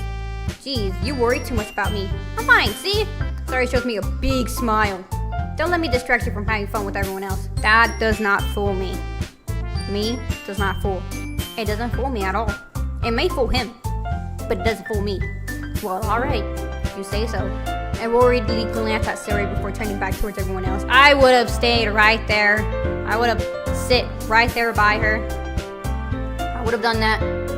But the conversation has been already dispersed with everyone back at their usual activities. Maybe you should ask Monica if she's noticed anything about Sayori recently. No, don't. Since they've been preparing for the festival, they must be spending a lot of time together. I timidly approached Monica, who was shuffling through some papers at her desk. Sugar Pops, what's up? Hey, it might sound a little strange, but have you noticed anything up with Sayori recently? Anything up with her? In what way do you mean? That she's just sitting lonely at a desk, not talking to anybody? Monica? Maybe I'm a little reading into it too much, but she seems a bit downcast today. Oh, you think so? I can't say I've noticed anything about her. Wow, what a friend you are. Monica peers across the room at Sayori, who is idly dragging a rubber eraser up and down her desk. Maybe there is something on her mind, but I'm surprised I'm not the one asking you, Sugar Pops. I'm certain. God, damn it, I can't read! You certainly know her a lot better than I do! God dang it, Monica! More coffee! And sushi! Oh, I spilled a little coffee on my desk. You certainly know her a lot better than I do. Oh, I already read that. God damn it. Yeah, but she never really liked this. I'm getting hungry now because I keep mentioning sushi. She always talked to me about things that bothered her. But this time, when I asked her, she was really dismissive. Sorry, I know it's not your problem. I just wanted to know if you knew anything, so I'll drop it now. No, it's important to me too. Even though I've foreshadowed that I would kill her in the future. I mean, I'm also friends with her. And I also care about the well-being of my club members, you know? Even though I'm putting up a facade for the sake of one particular character. Maybe I'll try talking to her myself. No, don't. I'd rather talk to her for myself. Are you sure about that? She seemed like she wanted to be left alone. Are you sure? Maybe she just has a hard time bringing it up with a person of interest. I mean, I am the person of interest, but maybe you should back the fudge off, Monica. Maybe you should back off. Person of interest? What do you mean by that? I'm saying that maybe the thing on her mind is you, Sugar Pops. Yeah, me. Because I'm popular. But you know, I would rather have Sayori than anybody else. Me? Now, on earth would you come to that conclusion? Well, I probably shouldn't say too much, but Sayori talks about you more than anything else, you know. Yeah. She's been so much happier ever since you joined the club. It's like an extra light was turned on inside of her. What? No way. Sayori is always like that. Yeah, she's always been like that, even though I can't see through her facade. She's always been full of sunshine, even though that's just a facade. That's not any different now than it always has been. You're so funny, Sugar Pops. We thought that maybe you always seen her so cheerful, because that's just how she is when she's around you. Hey.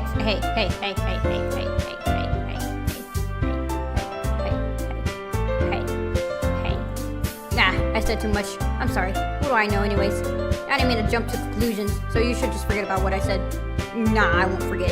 I'll try to talk to her, so try not to think about it for now. Alright. Monica smiles meaningfully. I know she said to forget about it, but I already know that I won't be able to get her words out of my head. Monica stands up from her desk and walks across the room to where Sayori is sitting. I watch her kneel down next to Sayori and gently talk to her, but she's keeping her voice so quiet. Oh, I did not mean to click early. Oh, wait.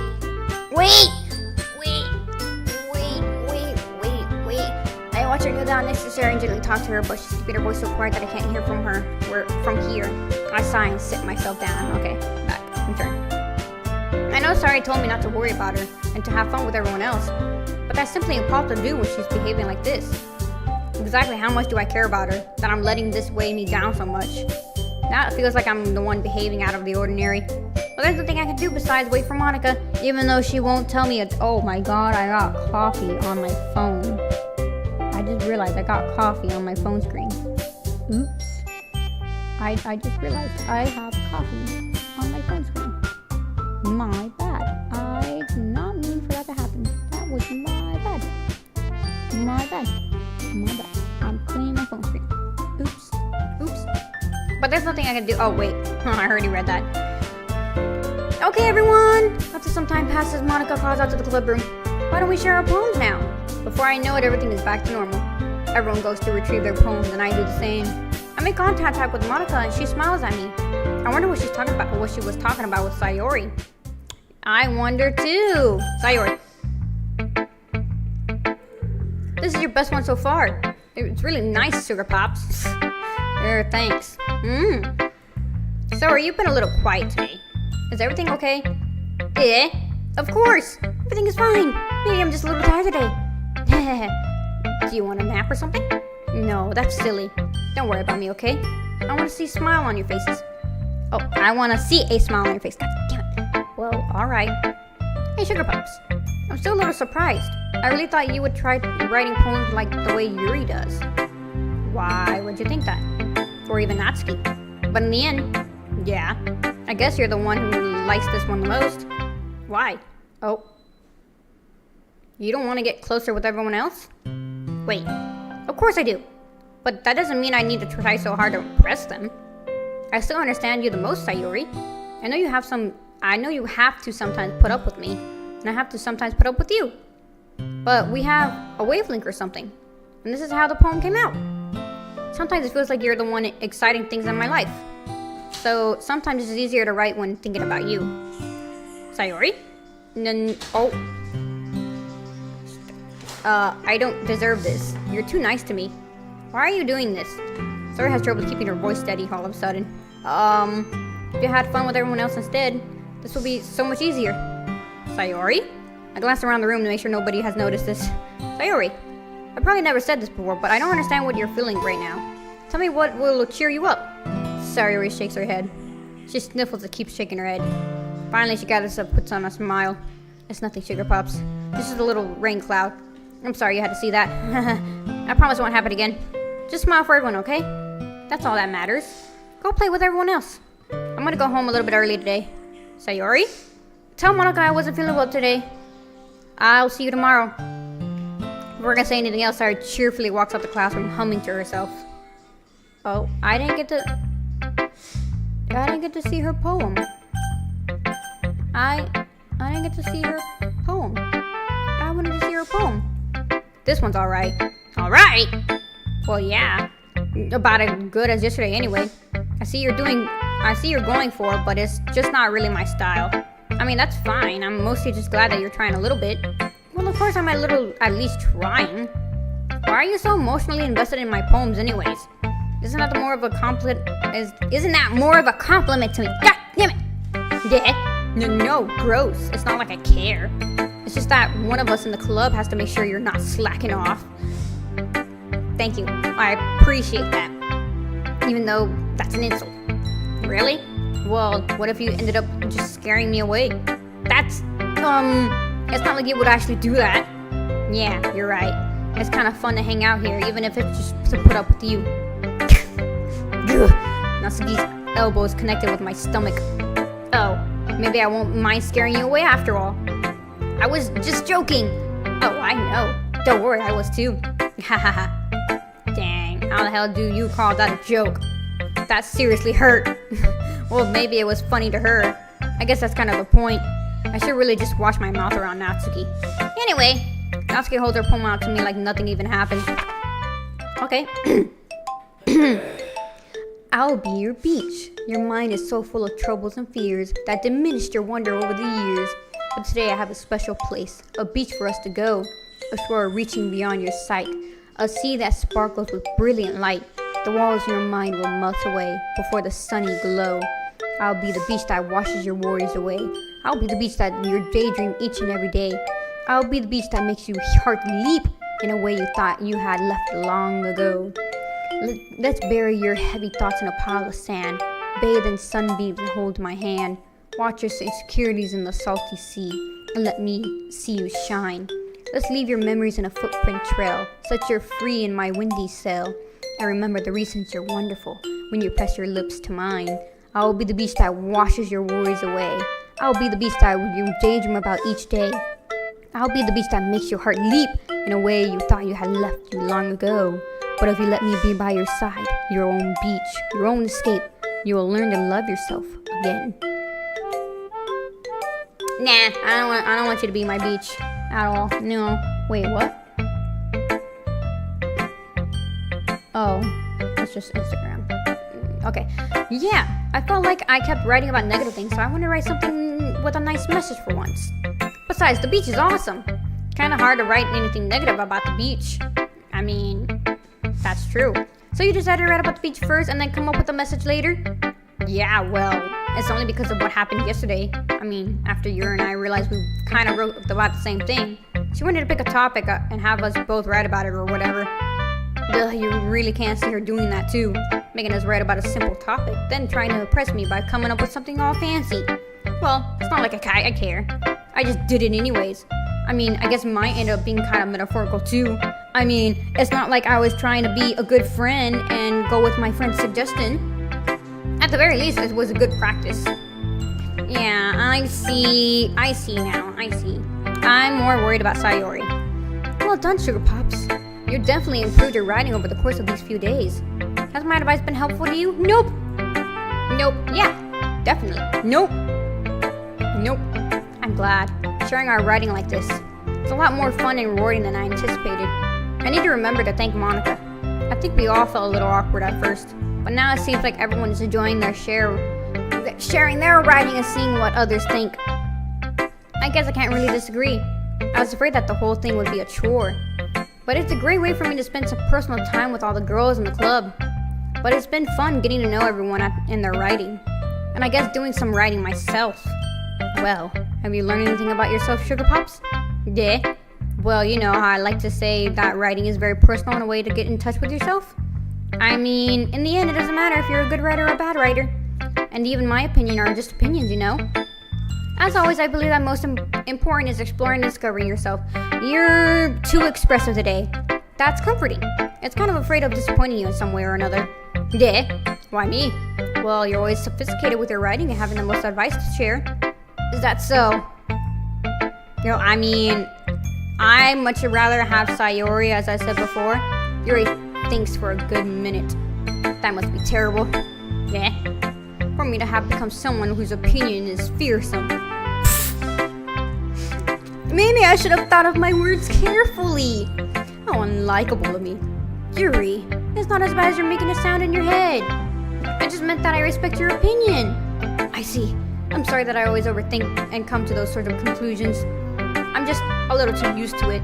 Overthinking. Being disliked. Yuri. What am I saying? I'm sorry, I didn't mean to bring that up. Let's move on. Alright. Do you want to share your poem now? Okay. Here. Hang on. Beach. Oh, hang on.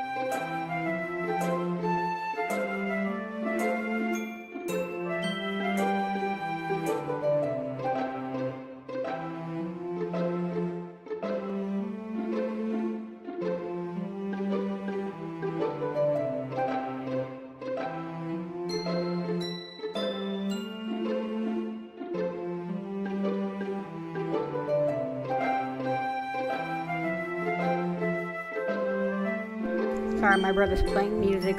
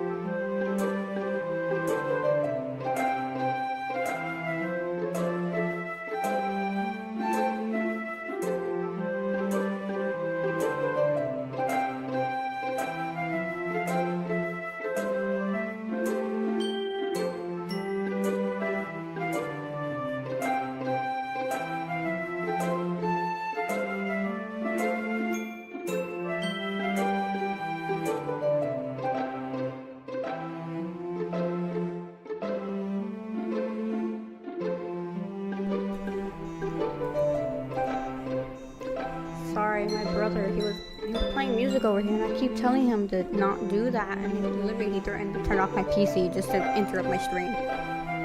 Anyways, what I was doing?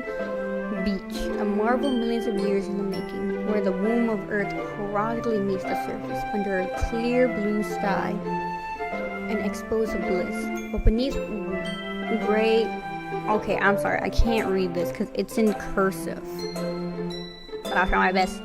But beneath gray rolling clouds, an endless enigma, the easiest world could get lost in, is one where everything can be found. One and only build a sandcastle where the sand is wet. But where the sand is wet, the tide comes. Will it gently lick at your foundations until you give in? Or will a sudden wave send you chasing down in the blink of an eye? Either way, the outcome is the same, yet we still build sandcastles. I stand where the foam wraps around my ankles, where my toes squish into the sand.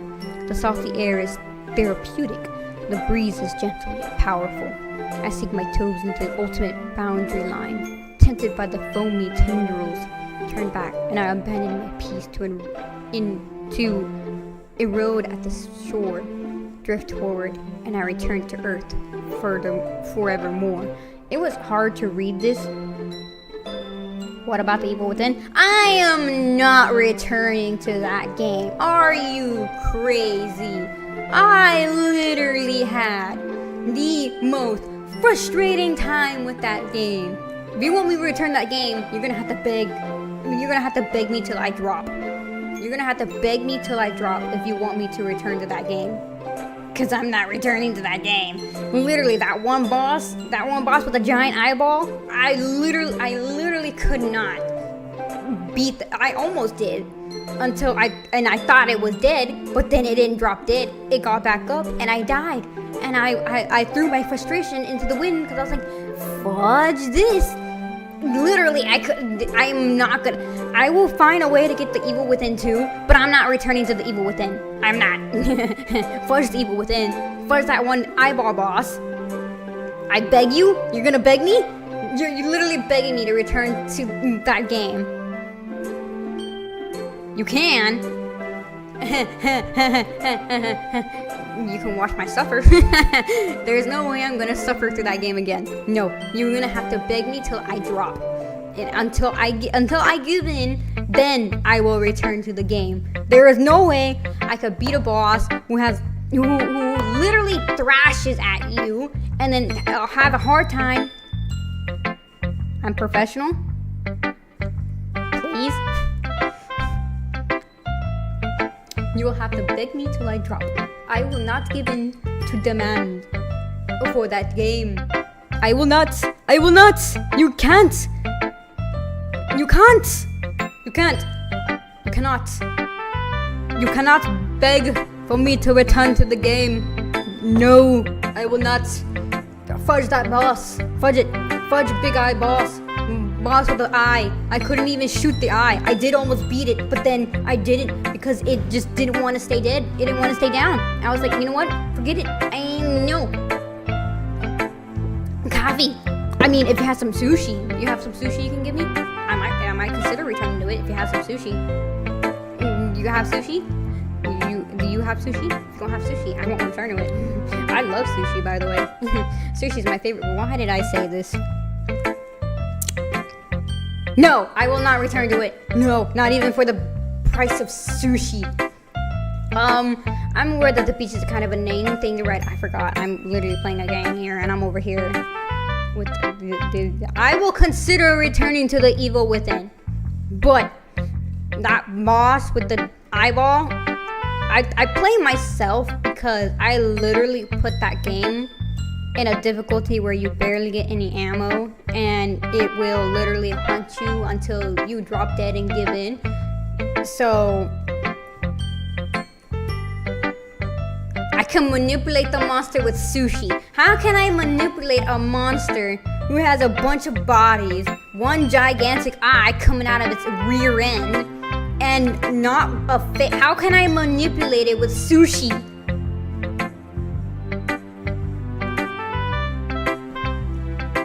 And how can I kill the thing? The thing killed me before I could kill it. It swallowed me whole into its eyeball. It swallowed me into its body and made me into its body. It swallowed me whole. I didn't even have a chance. It doesn't matter if your life is up. It'll kill you in an instant. It'll just swallow you down its freaking gigantic eye mouth. It's down its throat, out the other end. And then you become a part of its body. You'll forevermore not be alive. You just be inside of its body, a part of its body. That's what happened to me. You know what? I'll consider it. I'll consider it. This once, I will consider returning to the evil within.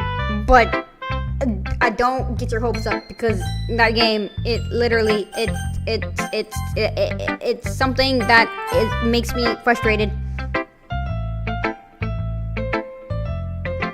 Yeah, I know. I actually have done that. I actually have shot it in the eye. What I did last time, I don't know if you've seen that live stream of The Evil Within, but the latest live stream that I did do of it, I actually, as soon as I got to the second phase, I did nothing but bombs. I bombed the heck out of that thing. But then when it got down, it literally, like, I thought it was dead because it went laying face down on the floor. I was like, is it dead? Is it dead? Is it finally dead? And it got straight up. I was like, no, it's not dead. And I started running, and it swallowed me whole. And I literally rage quit after that. I was like, no. I quit the game after that. I was like, nope, ain't gonna do it, because I actually thought it was dead, but it wasn't. And I should have used my bombs on it when it was down. But yeah, and then I died after that. I was like, no, never again. I'll consider it. I will consider it, but I literally put on a difficulty where I have minimal animal and freaking on the hardest difficulty ever, because I was a stupid idiot when I started the game. I was like, oh, why don't I just start on the hardest difficulty ever? I'll be fine. No, I wasn't fine. No, I wasn't. I was not fine. I wasn't. I got so frustrated with that game. I was like, nope. Yeah, you were the one that told me to hit the eye in the first place. But in the second phase, I just threw bombs at it. That's all I did. I just threw bombs. I was like, you gotta hit in the eye. The eye? You were wrong! I mean, did you? I didn't see that. I didn't see that. I didn't see that you put that it was wrong. Well, it looks like I'm using nothing but bombs on it next time, but I will consider returning to it. I will consider returning to it, but right now I'm not so sure, because that game literally frustrated me to no end. Literally frustrated me to no end. It just, no. I will consider returning to the game. Maybe I'll pull another poll and be like, hey, anyone want me to return to the Evil Within? You'll probably be the first to vote and be like, yep, return to it, please. So I can watch you suffer in agony as you get swallowed whole by a gigantic monster who has a gigantic eye coming out of its rear end. play? I'm not sure. I'll think about it. I'll think about it. I'll think about when I play it. I'm not sure though. I'm not sure though. What? Maybe I'll put the title of it, the beginning of my suffer.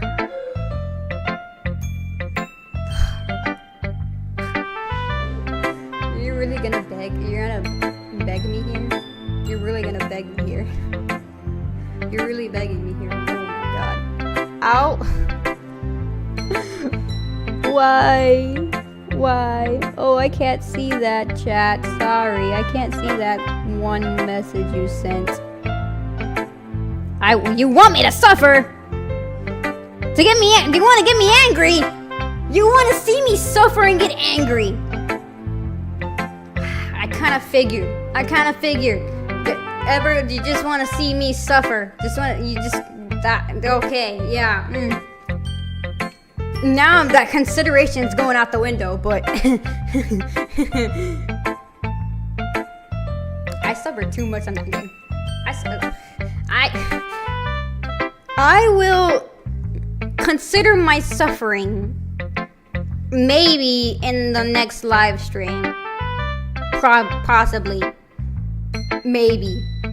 Who knows?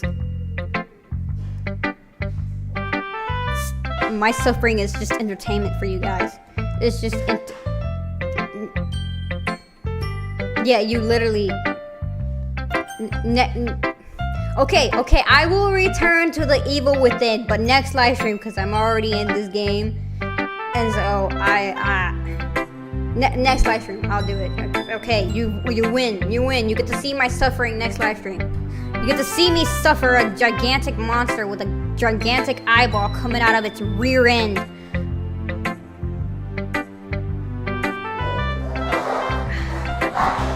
Gonna freaking suffer next live stream. Thank you for allowing me to suffer. I completed it 2 times. Well, I completed it no times because I literally put it on the hardest difficulty like an idiot. Literally, I put that in as soon as I started that game, I literally put it on the hard. I don't know what difficulty it was. Hold on, let me see if I can. Hang on, let me see if I can see what difficulty I put it on. Oh shoot, no, open that back up. No, not that. Fudge that. I forgot what difficulty I put it on, but I put it on a pretty hard difficulty. Let me go to the playlist for this. Hang on. Because the first time I've ever played this, I was like, why not I put it on the hardest difficulty? I played this when we were back at my... We'll be waiting for the stream. Oh yeah, you're gonna be waiting to see me suffer. Why it says load game? Hang on, let me see. I put it on survival. God. That's the difficulty I put it on. Literally, where you challenge your own fear. Yep. And then lowering the gameplay would just restart the chapter. So, and I didn't want to lower the gameplay. What's this Barbie game? This isn't no Barbie game. This is. You've never seen Doki? Have you? I've played this before, but this is like Doki Plus, but I've played it before, but I played it a long time ago when I had a laptop, which was a bad choice on my part, by the way. So literally, this is the plus. Hang on. See, exit DDLC. It's literally Doki Literature Plus, but it started me out as if you were playing the beginning of the game, but I didn't finish the first thing because I had a laptop at the time, and I didn't even bother returning to it. So here I am playing it. It's not a Barbie game though. It's not a Barbie game. It's a visual novel game. You won't see any suffering in this game, so good luck with that. Oh shoot, I'm supposed to be reading these lines. Hang on, I gotta get back into character with Yuri here. That's her name. Oh shoot. Okay, sorry, I was looking at notifications. I'm aware that the beach is kind of an inane thing to write about. There's nothing wrong with the beach, but I did my best to take a metaphorical approach to it. Yeah, Natsuki already told me about it. She did? She didn't say anything weird, did she? She just wanted us to write about the same topic again. Y'all both are just so weird. What? Add Detroit Becomes Human on the list. I actually tried to play that. I actually did try to live stream that. I actually did a long time ago. Yeah, my dad, he suggested it as well. And my brother, he did too. But when I tried to play it, for some reason, the game, it didn't want to load properly, or it didn't compute with my computer properly. I'm not sure. But I did try to live stream it, but it wasn't going well with my computer. I don't know why. I don't know if it was because of my graphics card or something, but it didn't want to compute with my computer for some reason. So I couldn't do it. So I couldn't go to that game. I don't know why. I know my dad, he's playing it. He has played it. But me, for some reason, the game doesn't want to compute with my computer for some reason. Because it loads very slow and it's very staticky. And it froze up at the beginning. And I was like, what the fudge is going on? Isn't this game supposed to go along with my computer? Get a better PC? Well, right now, my PC has been with me since last year, so it's not old yet. Skill issue? Skill issue? You say the same thing my little brother does. He says skill issue all the time. My wonderful PC has been with me since, I think, a year. A year I have had this PC, and it's going on strong. My PC, you better play that. It's a masterpiece. Well, when I do get a better PC, then I'll play it. But until then, my PC will not compute with the game. Unless I look into it. I'll probably look into it and see why it's not working, but still. Maybe I got too many games on my PC. Who knows? But I will see. I will see. I do know my dad is playing it. He is. What? Well, I'm like your little bro. Fudge my little bro, man. He's a jerk. I was supposed to better compare the differences in our writing style or our thought processes. Anyways, it was her idea, not mine. You... What? What, 18 and 15? Are you asking about my age? Are you asking about my age? I don't know. What are you saying right there? I'm not 18 or 15. If you're asking about my age, I'm not 18 or 15. I'm not 18 or 15. What do I look like to you? Do I look young? There's a lot of people who say I do look young. There's some people who say I'm 14. There's some people who say I'm 13. I'm not young. I'm not young at all. If you're asking about my age, I am not young. Do you want to know how old I am? Because I'm not. I look old. I mean, yeah, but if I took off my hood, maybe you'll be able to see better. But there's people who are like, say I'm 15 or 14, but I'm actually 22. I'm 22 years old. I'm actually 22. Going on 23 this year, I believe. Yeah, this year. There's people out there who are like, you look like you're 14, or you look like you're 15. I look like my mom too. If you've seen some of my live streams, my mom, she would come in here and she would literally like go to the microphone. She'd go like, she likes sweet pics or something like that. Eyeglasses number? Eyeglasses number, what? I don't know. I got these like a long time ago. I haven't changed the prescription to them. I don't know. I don't know. I do know, I think they're Ray-Bans though. I don't know. I don't know. My dude, I don't know. I don't know what eyeglasses number. The fudge? I don't know. I don't know. I look older than 25, do I? I mean, I think you're the first to say that. I really do think you're the first to say that, because there's a lot of people who say I'm young. There's like a whole bunch of people who say like, you look young. I think you're the first to say that I look older than 25. Literally, I think you were the first person to ever tell me that. Literally. I believe, I'm sure you were the first person to have ever said that. She probably just wants to show off. It's not like I have a particular interest in her writing style. I just went with her request. By the way, these two are like glue on a sandwich. But, well, I suppose it's not bad to write about something simple on occasion. It can be refreshing, you know? Huh? Oh, I thought I saw something new. It's good for me to calm my thoughts once in a while. Yeah, I think I agree. Thanks for sharing. By the way, have you seen me play Doki? I don't think you have. It's because you're fairly new.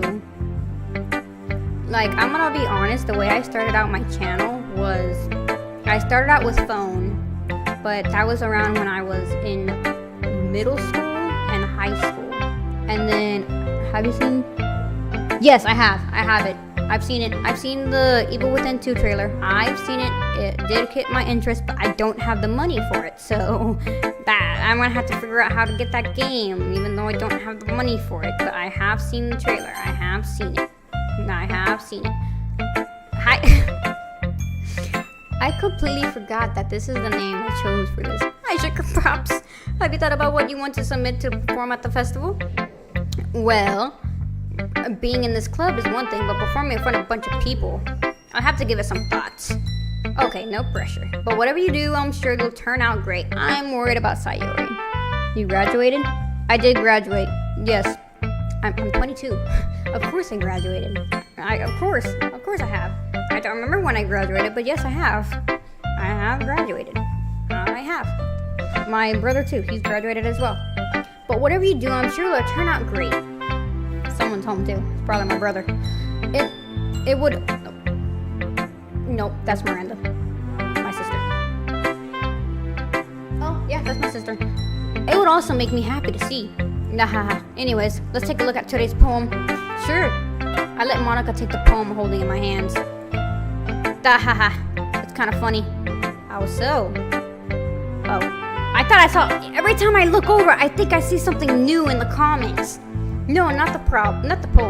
I mean, it's funny how your poem and Sayori's poems have been getting more and more similar to each other every day. So, got a problem with it? I'm surprised you're in so sync with her. Not vocabulary! Then again, you've been spending a lot of time together lately, haven't you?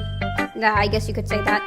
Although we kind of grew up as best friends, I haven't been seeing her as much of her this past year. Well, you should. Well, since I joined the club, we've been spending a lot of time together again. Wasn't I just talking about how I started my YouTube channel before I started reading this? I was. Okay, let me start with that first. Anyways, how I started my channel was on phone. That's how I started it out. Because that was when I was in middle school and high school. But then I dropped from doing that because I was in middle school and high school. And then pretty soon I picked it up again on phone. And then laptop. And then that's when I started it out with PC. And I've been continuing it like this ever since. Even after I graduated, I did. I tried to keep up with it, but then I got a job, dropped it, and then I came back to it. And then I'm still continuing it right here, as you can see. There. If you hear growling, there's a bunch of dogs behind me, so don't worry about it. That reminds me. Oh, about how Sayori's been a little bit off today. Yeah? Did you tell you something? Well, Sugar Pops, you haven't been flirting with her, have you? Of course I have. Got a problem with it? Do you have a problem with it? Do you have a problem with it? Do you have a problem? I mean, I like Sayori more than you, so of course I would be flirting with her. Do you have a problem with that? What? What job did I have? First, I had... KFC was the first job I had. And then I started working at McDonald's or Domino's after that. And then I went to a animal shelter for I think it was the Dallas Animal Shelter. And then after that, I started working at Amazon. And then Currently, right now, I am jobless. Currently, I'm doing the YouTube that I want to do because that's always what I wanted to do. But those are like the 4 jobs that I had so far. Was KFC, Domino's, McDonald's, and then Amazon. Those are the 4 jobs that I had. So, currently, I'm jobless. Shh, don't tell anybody though. Even though my family already knows. Of course not. I've been treating her like that. Always do. Oh, God dang it. I did not say that right. Alright. Just making sure. I know how much you care about her. Of course. It would be terrible if something bad happened to her, so keep an eye on her. Foreshadowing. Sorry's been acting so much happier ever since you joined the club. What could have happened all of a sudden? Well, foreshadowing. Foreshadowing.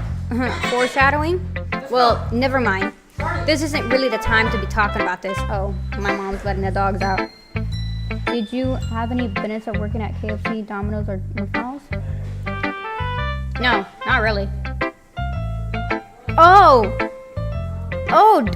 Domino, McDonald's, yes. Yeah, I did get free food from there, but KFC, yes, I did too. But nothing else out of that. But yeah, I did get free food out of those jobs. Amazon, you have to pay for your food. You don't get free food from there. Anyway, I'll share my poem with you now, alright? Alright. Oh, hold on. I gotta get to my poem reading. The lady who knows everything. The old tale tells of a lady who wanders earth. The lady who knows everything. A beautiful lady who has found every answer, all meaning, all purpose, and all that we ever sought. And here I am, a feather, lost adrift the sky with the current of the wind. Day after day I search with little hope, knowing legends don't exist. But when all has failed me, when all others have turned away, the legend is all that remains, the last dim star glimmering in the twilight sky, until one day the wind ceases to blow. I fall. And I fall and I fall even more, gentle as a feather, a dry quill, expressionless. But a hand catches me between the thumb and forefinger, the hand of a beautiful lady. I look at her eyes and find no end to her gaze. The lady who knows everything knows what I'm thinking. Before I can speak, she responds in a hollow voice. I have found every answer, all of which amounts to nothing. There is no meaning, there is no purpose, and we seek only the impossible. I am not your legend. Your legend does not exist. And with a breath, she blows me back afloat, and I pick up a gust of wind. Nice! Nice! What was that now? What's your dog's name? They're not really my dogs. They're my grandma's dogs. There's Harley, Nova, and then there's a dog named Chapo that is upstairs in my grandma's room. They're 3 pit bulls. 3 very large pit bulls, by the way. You know, I feel like learning and looking for answers are the sorts of things that give life meaning. Not to get too philosophical or anything. God freaking dang it! But what it was kind of on my mind, so that's what I wrote about. I see. I never really put much thought into it. In a way, it's almost paradoxical. Because if we had all the answers, wouldn't the world start to lose its meaning? I mean, maybe. You know, there's only one thing I noticed. It seems like everyone in the club prefers writing about things that are more sad than happy. Are you surprised? I mean, if everything was okay, we wouldn't really have anything to write about, would we? Dude, really?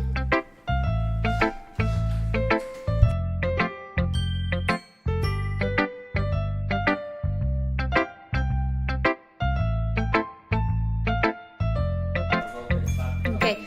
Oh, humans aren't 2-dimensional creatures. I think we know that better than anyone. You mean 1-dimensional? Ah, yeah, that. Anyways, here's Monica's writing tip of the day. Are you ever too shy to share your writing because you're afraid it's not that good? It can be really disheartening to get a lukewarm response to something you put too much into. But if you find other people who enjoy writing, then sharing becomes a lot easier. Because instead of just telling you that your writing is good or okay or bad, they'll want to focus more on everything that went into it and the thing you can work on. It's much more encouraging that way, and it will make you want to continue and improve. God damn it, I can't freaking speak. What? For the past 2 hours, you have been reading the chat. Wait, what? I can't read that. What? The chat of... Cannot read that because the heart's in the way. I'm gonna chat with students. What's fun? Actually, the scary part of this game hasn't even started.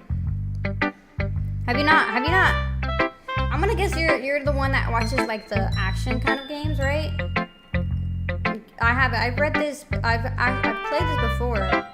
Like right now, we're in the beginning of where not much actually happens until you get later into the game. I mean, I like reading. Come on, it's reading. It's fun. But I'm barely at the beginning phase of this game. We haven't even reached the next phase of the game. Oh shoot! It's almost like having your own literature club, don't you think? That's my advice for today. Thanks for listening. Like we still haven't gotten to the second phase of this game. Okay, you three, we're all done sharing poems, right? Why don't we start figuring out? Hold on a second. Was it just me, or did you say something strange just now? Yeah. Something didn't sound a bit unusual. That's right. You deviated from your usual catchphrase when addressing the club. Catchphrase? I don't have a catchphrase. Jeez. Why is the mood so weird today? Look, even Yuri isn't immune to it. Ooh.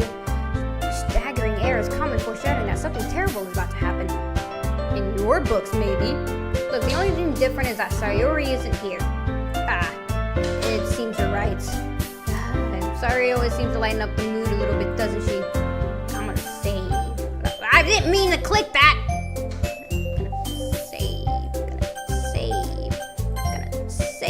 Gonna save. What?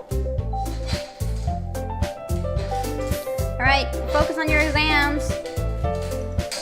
Bye. Make sure you focus on your exams. Make sure you focus really well. And pass.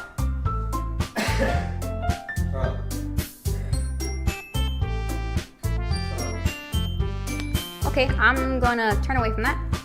Where the heck did she run off to anyway? I thought she just went... Natsuki, please, show some decency. Oh, come on. She actually wasn't feeling too well and went home early. Is that so? I hope she's alright. Seriously? Of all the times to not go home with her, you picked the time she's not feeling well? So much for you two being all lovey-dovey. No! First of all, stop misunderstanding my friendship with Sayori. And second, she's kind of been avoiding me today, so I didn't want to force it. Oh?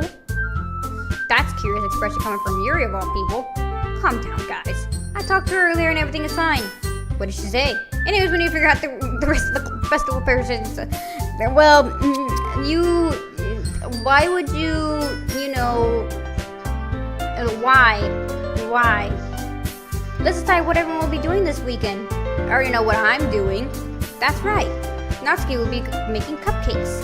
I wish it was sushi. But we might need a lot of them and different flavors. Can you handle that all by yourself, Natsuki? Challenge accepted. And as for myself, I'm going to be printing and assembling all the poetry pamphlets. Sayori will be helping me design them. And as for Yuri, you can... Guys, can you help me come up with something for Yuri? She's useless. I'm useless. No, that's not it at all. You're the most talented person here, you know. Well, now Natsuki's pouting too. Jeez, even I can tell now. I guess I never gave Sayori enough credit, but I can tell things are even harder on you when she's not around. That may be the case. But if I can't also be a leader on my own, then I won't grow as a person. So Yuri, you have beautiful handwriting, you know, even though it's cursive and it was really hard to read. So you should make some banners and decorations to help set the atmosphere. About that. I love atmosphere. Please turn that down. Yuri's expression suddenly changes as she stares at her desk and focuses and starts nodding to herself. Your mind is already racing, I see. God damn it! Gosh! That's great. You'll be a wonderful help, Yuri. But anyway, that just leaves you, Sugar Pops.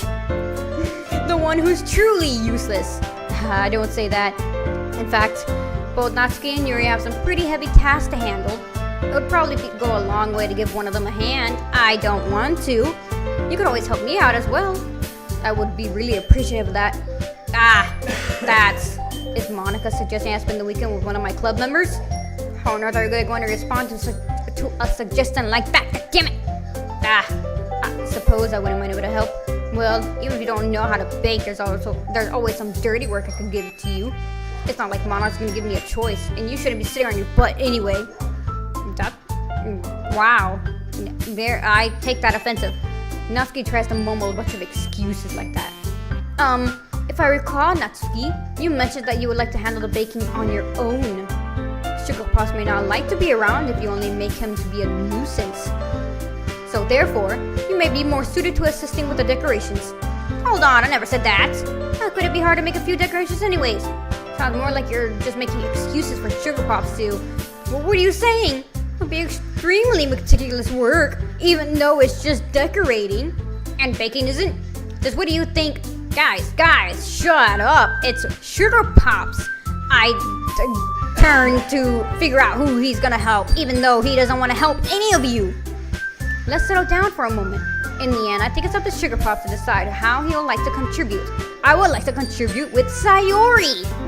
Besides, he hasn't really gotten a chance to spend any time with me yet, you know, even though I don't want to spend any time with you. So I'm sure he's interested in... You literally just said. I'm surprised as well. Sorry. I was just saying though. Jeez, can't we just settle this already? Even though I don't want to settle with any of you. Yeah, Sugar Pops, you're okay with this, right? That name. In the end, it's up to you. Of course. Very well then. In that case, everyone looks straight at me. But of course, you know what? I'm going with Sayori, my good friend Sayori. My wonderful friend and favorite out of all these, Sayori. I mean, if it's going to be anyone, then I prefer helping Sayori. I mean, we're already neighbors, and... Well, Monica said that Sayori was helping her. Jeez, do you really hate us that much? No. Sorry, I didn't mean for this to be difficult. Oh, come on! I want Sayori! Well, Monica's gonna be helping Sayori, right? Well, I guess I should probably help Monica. Yay, you picked me! Hold on a second. Yeah, Monica, you're the one who needs the least help out of all of us. But I agree with Natsuki. Not only is your work already most suitable for one person, but you already have Sayori as well. Exactly. Sayori's in the picture. I want Sayori. But Sugar Pop was the one who... that doesn't matter. You were the one who scared him into picking you in the first place, even though she said it was my turn to pick who I wanted to go with. You're the club president, Monica. You're supposed to make responsible decisions for the club. Monica, you shouldn't let any ulterior motives interfere with this decision, even though I'm the one that decided. Ulterior motives? What are you saying, Yuri?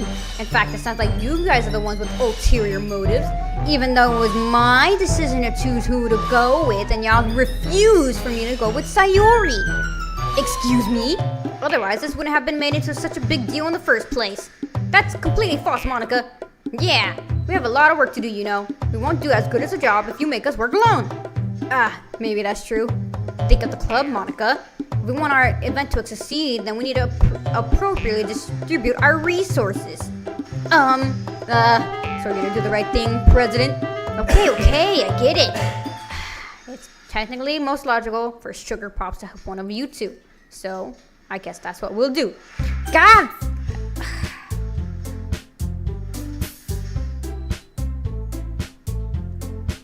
You know what? I got this card here. I'm gonna flip it face up. Natsuki. Yuri is face down. Okay? Face down, Yuri. Alrighty. It did go face down. God freaking, I wanted Sayori. Well, I'll probably be most useful helping out Yuri. Me? Are you serious? Why would you? Natsuki, I can already tell you're about to say something mean. No, I was just saying. Ugh. So I'll be helping Yuri then, Sugar Pops. Yeah, that's what I'm going to do. I'm glad. I have a bad habit of overthinking these sorts of things. So I think your assistant will be very useful. That's great to hear. Natsuki, will you be able to handle the baking yourself? I mean, yeah. I already said I would be fine. Okay. Everyone can tell that Natsuki is feeling a little sour. So this is everything we need to go over? Yeah, that should be about it. Are you guys excited? Well, excited may not be the right word, but I suppose I'm looking forward to it a little bit. Can you please turn that down? Well, you have a keyboard and mouse. Do you feel the same way, Sugar Pops? Me?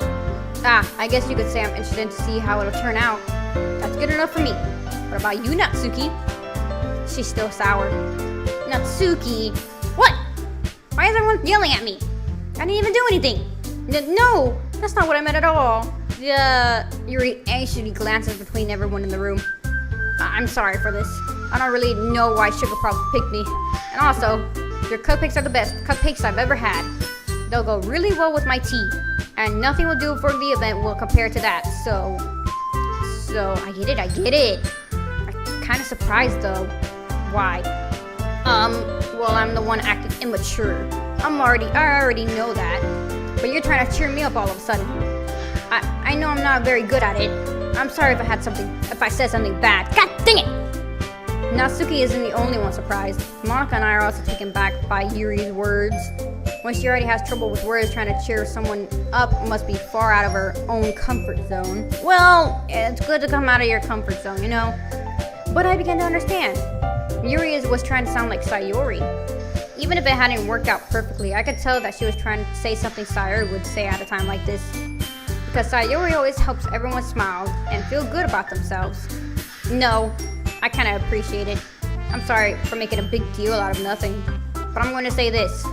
Oh? You better bet that my cupcakes are going to be the best part of the whole event. I believe you.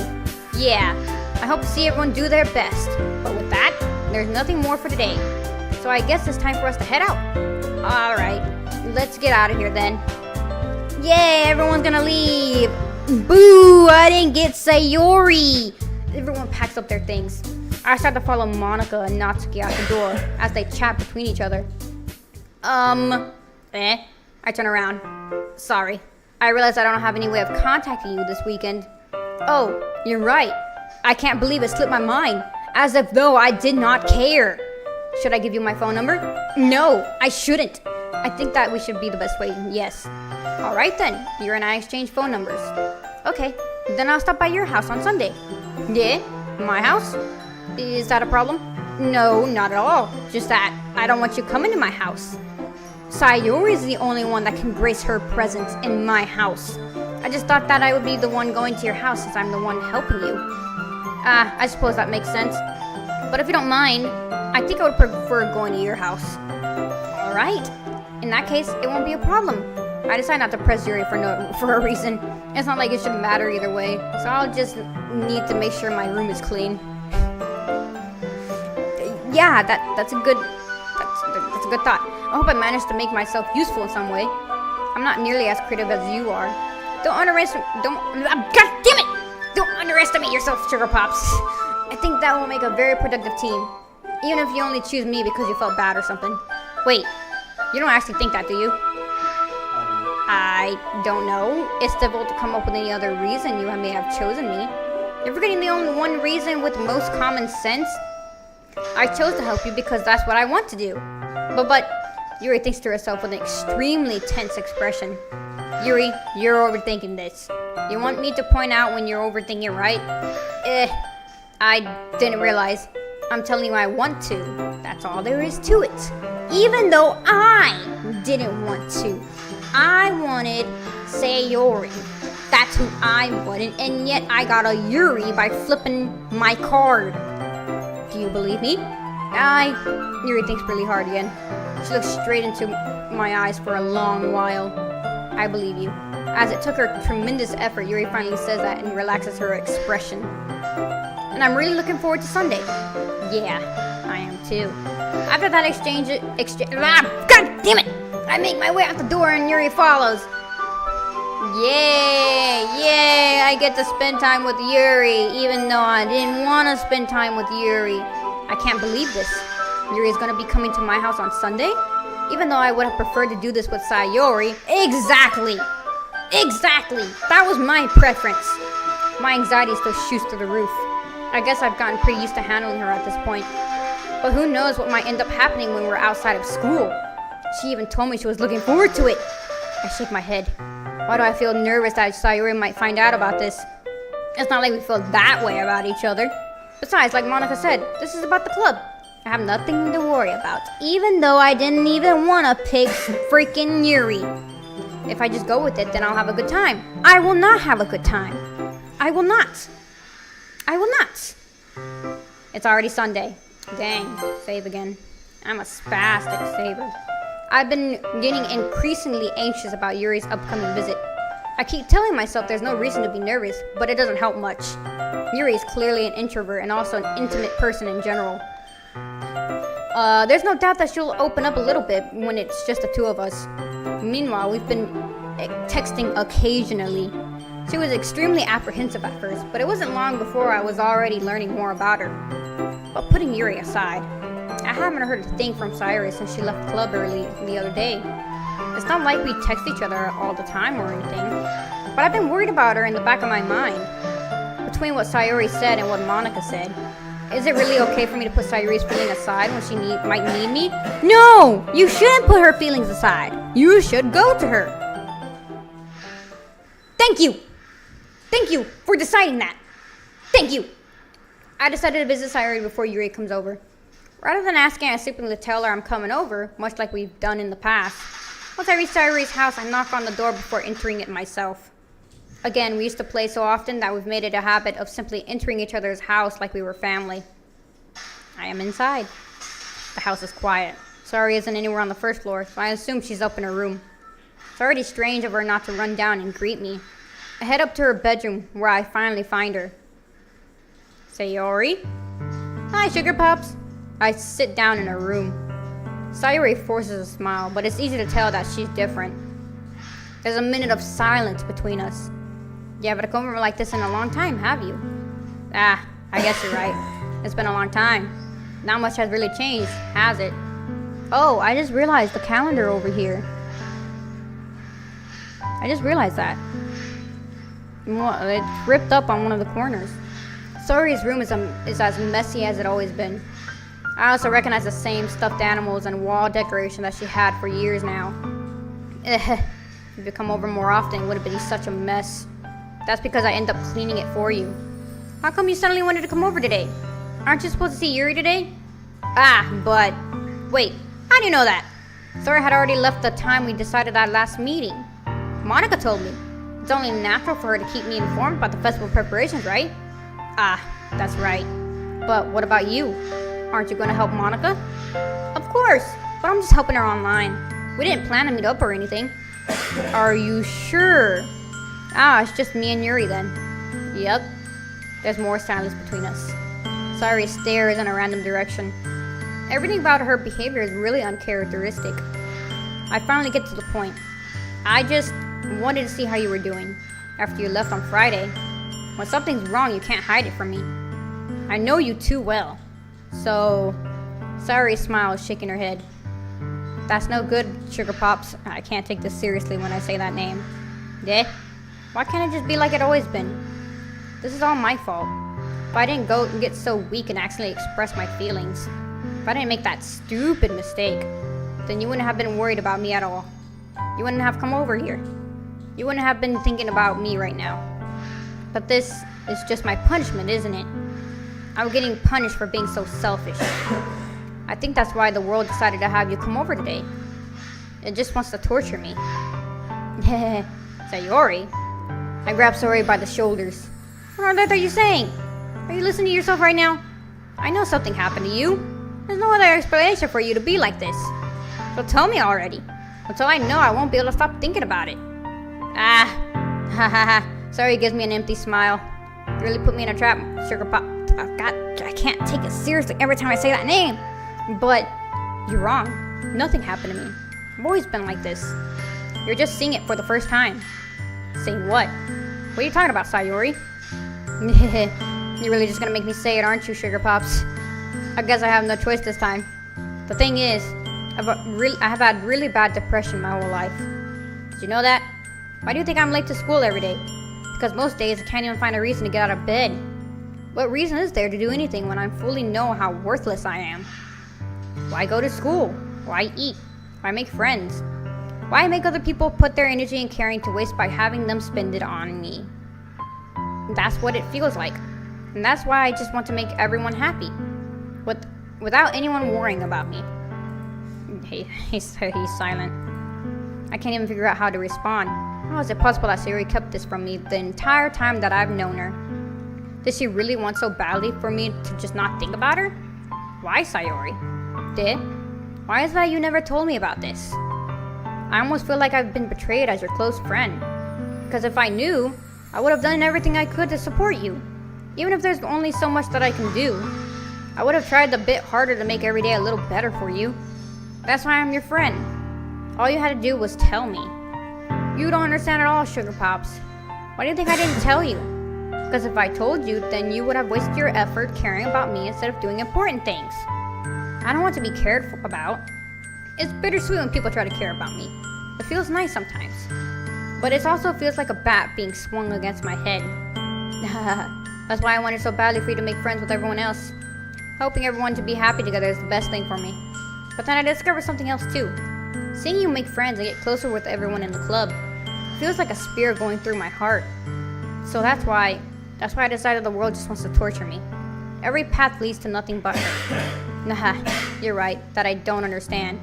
I don't understand your feelings at all, Sayori. But I don't need to understand. Whatever it takes for me to help you stop hurting, that's what I'll do. No, sure, I can't take it seriously every time I say that name. There's nothing at all. The only thing that could have helped is if everything could be like it always was. But I was selfish. I finally showed you what a horrible person I am. Tears streaked down Sayori's face. I made you join the literature club because I was selfish. And I was punished by my heart hurting in a way that I couldn't understand. And now you came here, and I made you hurt too. I'm just weak and selfish. That's not true. That's all I am. That's not true. And that's why I'm going to accept these punishments. Because I deserve every last one. That's not true. Without thinking, I once again grabbed Sayori's shoulders. This time I pull her into a tight embrace. Yes, do that. I'm not gonna say that name. Sayori, I don't care if you feel selfish. I'm really happy that you convinced me to join the club. Seeing you every day makes it worthwhile enough. If I make friends with everyone else, then that's just a bonus.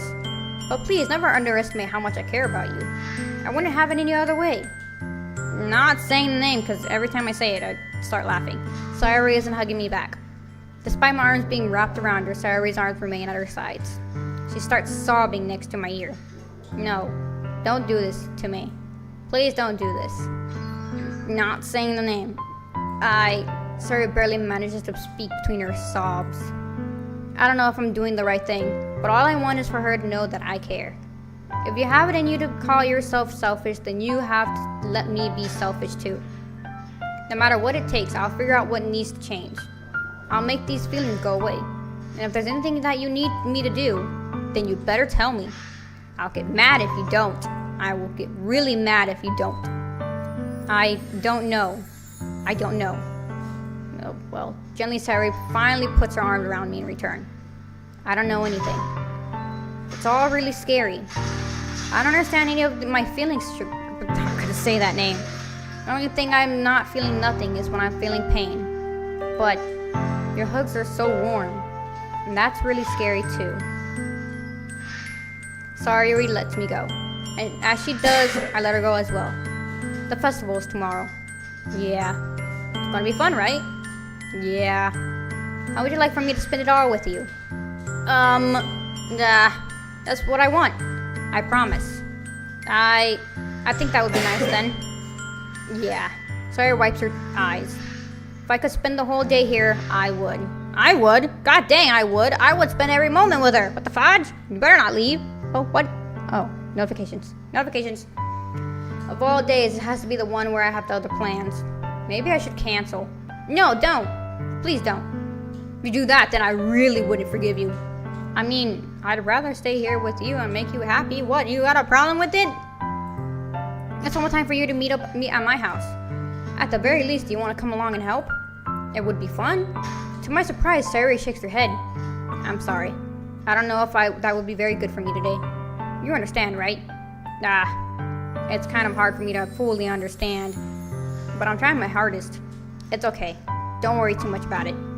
I'll see you tomorrow, okay? Alright. I look forward to it. I said goodbye to Suri and exit her house. I would have stayed. I would have stayed. I literally would have stayed behind. I'm like, nah, I'm canceling plans. I don't care if you hate me or not. No, I'm gonna cancel it and stay with you. On the way home, I find myself still feeling uneasy. But it's hard for me to keep thinking about it when Yuri is about to come over too. I think Sayuri is right. I shouldn't be worrying too much, and we're definitely going to have a great time tomorrow. Really? Really? Really? I should just focus on what's ahead of me. Really? Really? Really? Wow. Wow. As I approach my house, I see something that makes me feel a moment of panic. Yuri? Thank goodness. You're a little early. I'm sorry I wasn't home yet. Were you waiting for a long time? No, I just got here. But I started to get really nervous when nobody answered the doorbell. You always could have texted me. If I had known, I would have reassured you and hurried more on my way home. I suppose that's true. I didn't think of that for some reason. It should be common sense to do that, but I decided to ignore it. Anyways, let's go inside. I see you brought a lot of stuff with you. That's right. And did you manage to find everything I asked you to buy as well? Yeah, pretty much, even though I don't care. At least I hope I got everything right. I'm sure it'll be fine. Well, I take Yuri to my room. The first thing she does is glance around curiously, which made me feel anxious. It's so clean. I cleaned it before you came over, so that's very considerate of you to do. Even though I wouldn't have cared. No. I would be really embarrassed for my room to be a mess while you're here. Well, I do enjoy cleaning. I would have gladly helped you clean. Nah. That would be even more embarrassing. Wait, don't look in there. I snatched through his wrist, which was in the process of opening a drawer next, desk drawer of mine. What, you hiding something there? I'm sorry. I wasn't thinking for some reason. I was just spacing out. It's fine, it's fine. I let go of Yuri's wrist. She puts both her hands behind firmly in her lap, as if making sure that she's keeping track of them. What, are you hiding something there? You hiding something in that drawer? Huh? So, should we get started? Yes. I have a few things I planned that you can help with. Decorations, other atmospheric enhancements. Oh my god, can you not say that word twice? You know, mood lighting. Aromatherapy candles. Oh wow. I didn't know you planned on taking it that far. Of course. I want to help our guests to a faraway place. God damn it! Although many will stop by just out of curiosity. And for cupcakes, I guess. I'm determined to prove an experience that will leave them wanting more. That's great. It's easy to forget that you're a pretty intense person. Intense? I guess that's the best way to put it. Is that a bad thing? No, not at all. Is there something that I liked about you, actually? Is that so? Oh, I said that wrong. Oops. That makes me feel relieved. And kind of happy. Yeah, no need to be so anxious. You can relax a little. Relax. I brought some things for relaxation. I was going to use them during the poetry event. Oh yeah? Like what? Let's see. Yuri rummages through her bag. She pulls out a few candles and wooden cylinder-shaped objects. What? I did some shopping on the way here, so I happen to have these in my bag. I plan to cover the windows in black paper and use the candles to light the room. That sounds dark. I think that would be amazing, don't you? I mean, I guess. Yeah, that would be really neat. What's the wooden thing, though? What wooden thing? Oh, this? It's a diffuser for essential oils. What is that? Hang on. What is that? Hang on. What is that? What? A diffuser? What the fuck is a diffuser? Hold on. I don't know what that is. Hold on. I'm looking this up. Diffuser. Oh. That's a diffuser. Oh, okay. I did not know what that was, so I had to look it up because I did not know what a diffuser was. I don't use essential oils or anything, so I did not know what that was. How familiar are you with aromatherapy? Not familiar at all. Is that so? It's one of my favorite contributors to a positive atmosphere. Depending on the oils or herbs you choose, you can change the mood of the air itself. I don't really know anything about this, so I'm just gonna go along with whatever she's ranting about and pretend that I care. You can even feel it permeate through your body. Relaxation, positive energy, romance, reflection. It's almost like magic. Yuri takes a cylinder and pushes a switch on the bottom. In just a moment, a thin ray of vapor begins to spout through a small hole on the top. Wow, that smells wonderful. What kind of mood is that one for? This is jasmine essential oil. Okay. It smells a little sweet and flowery, right? Yeah, that's a good way to describe it. I chose jasmine for the event because it provides more than relaxation. Jasmine enhances your emotions and helps you feel them flow through your body. I'm just gonna go along with what you're saying and pretend that I care. You feel warmer and your heart pounds more heavily. Don't you think that would be perfect for sharing our poems? I guess so. It does sound suitable. Well, you seem to know a lot about this, so I'll trust your opinion with anything. Yeah, and pretend that I care. Yuri smiles gently, clearing her, enjoying herself. She again reaches into her bag and pulls out several spools of thin ribbon. What are these for? Well, did you purchase the origami paper I asked you to get? No. Yeah, I have it here. No. We won't be using the paper for folding origami. Then what are you gonna use it for?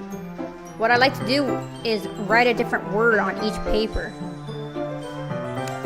I guess since it's a literature club, that would be a good idea. We'll need about 100 of them. Oh yeah? What will those be used for?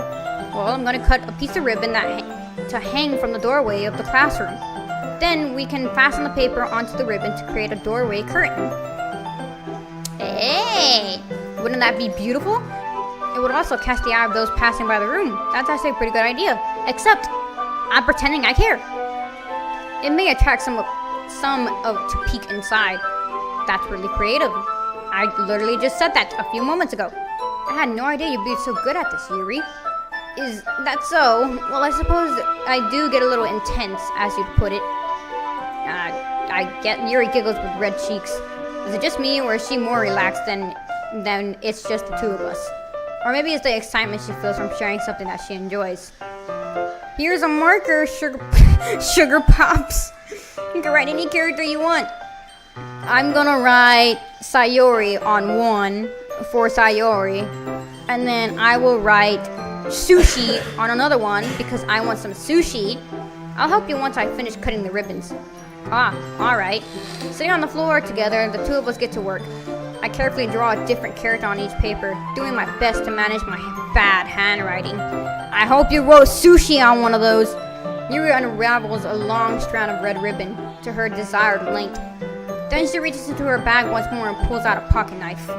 Yeah, the knife is strangely beautiful. The silver handle has an intricate pattern of waves etched into it. Is it one of those knives that are like customed? The blade itself is gently tinted blue. It is. It is one of those knives that's customized. That's no ordinary pocket knife. It looks really fancy. Ah, well, embarrassed, Yuri looks away. What is it? You're gonna think it's weird. Yuri, what is it? I have no reason to judge. To each their own, you know. If you promise you won't be weirded out. I mean, seeing someone with a very customized knife is already weird enough. Yeah, I promise. No, I don't promise. Me, the reader, don't promise. Alright. The thing is, I'm kind of into knives. Oh, really? Do you like to juggle them? Like those, what are they, the clowns that juggle stuff? Do you like to juggle knives? They're just so pretty. I can't help it. I don't know what it is. The combination of craftsmanship, God damn it, and feeling of danger, maybe. What am I saying? Please don't think I'm weird for this. Ah, you're laughing at me. No, I'm not laughing at you. I'm laughing with you. I'm not laughing at you. I'm laughing with you. It's just funny how nervous you got about sharing. It's an interesting thing to be into, I guess. But I think it kind of suits you. Suits me? Yeah, it's kind of intense. I'm laughing with you, not at you. Ha ha ha ha. Besides, it's a really cool looking knife. I can't deny that. It is, isn't it? Yuri relaxes her expression once again.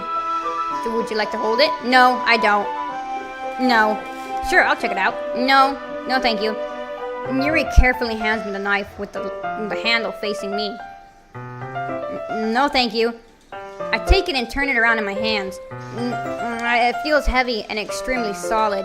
That's one customized knife. Where did you even get the knife? Where did you even get a knife like this? I told you, that's a very customized knife. Curious of its sharpness, I feel the point of the knife with the... Oh my... Please. Ow! Sugar Pops! Why did you do that? I didn't expect it to be that sharp. I barely touched it at all. Ooh, that is one sharp knife. It's my fault. I should have warned you. This knife is extremely sharp. It can cut through skin like it's paper. Oh no. A small drip of blood trickles down the side of my finger. Oof. I can't stand the sight of blood or the sound of blood, so I'm doing my best here to not cringe. Yuri takes my hand and gives the wound a closer look. She stares at it and noticeably fidgets. If you're squeamish, I'll go wash it off now. Without warning, Yuri puts my finger in her mouth. Trying not to cringe. I feel pull my hand back. Oh, please forgive me. I wasn't thinking. Yuri lowers her head, her face burning up. Yuri, that's the most embarrassing thing I've ever done. How could I do something like that? I'm sorry.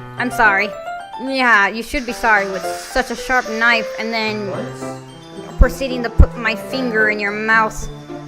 Sure, it was a little weird and it took me by surprise, but I guess she was just trying to help, right? Yuri, I think you're overreacting a little. Oof. She doesn't lift her head. Ugh. Well, what if she doesn't recover from this for the rest of the afternoon? Alright, you know what? This might be a stupid thing to do, but I do it anyways. I take Yuri's...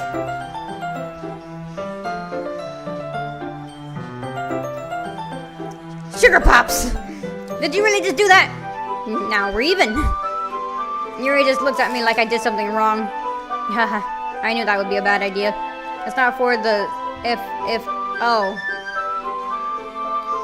You're so weird, Sugar Pops. Yuri giggles shyly. Yeah? Yuri calls me weird? I have no response to that. Where did you keep your bandages? I don't think I need one, actually. It was a tiny cut. It looks like it already stopped bleeding. I see. That's relieving. The tension is quickly lifted. Ugh. We each resume our respective activities. Ugh, but that idea is still in the back of my mind. Of the blood. Ugh.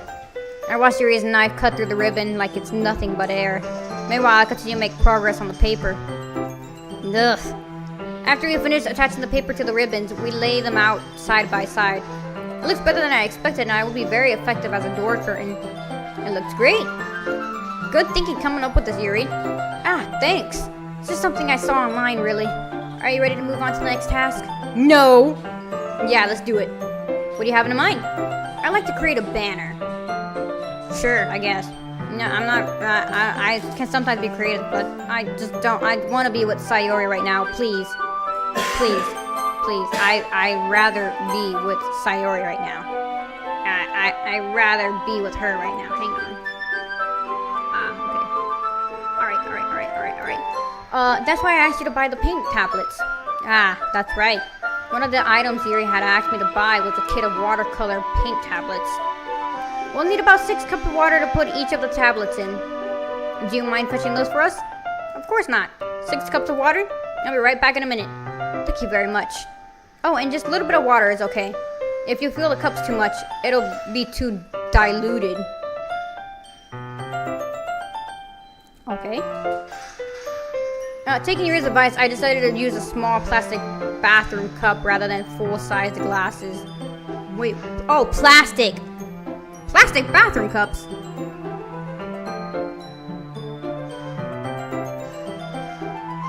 Who? Okay, I'm not gonna question it. I put them on a plate to catch my paint that drips, then put it back in my room. Yuri? Yes? I come in and Yuri quickly unrolling her sleeve, pulling it back over her arm. Nothing. Your face is a little red. Is it hot in here or anything? Ah! No, not at all. There's nothing wrong, so let's mix the paint. Yuri hurriedly dismisses me and takes it upon herself to unwrap the tablets, dropping them into the cups. So, I thought we could do something simple that would very nice.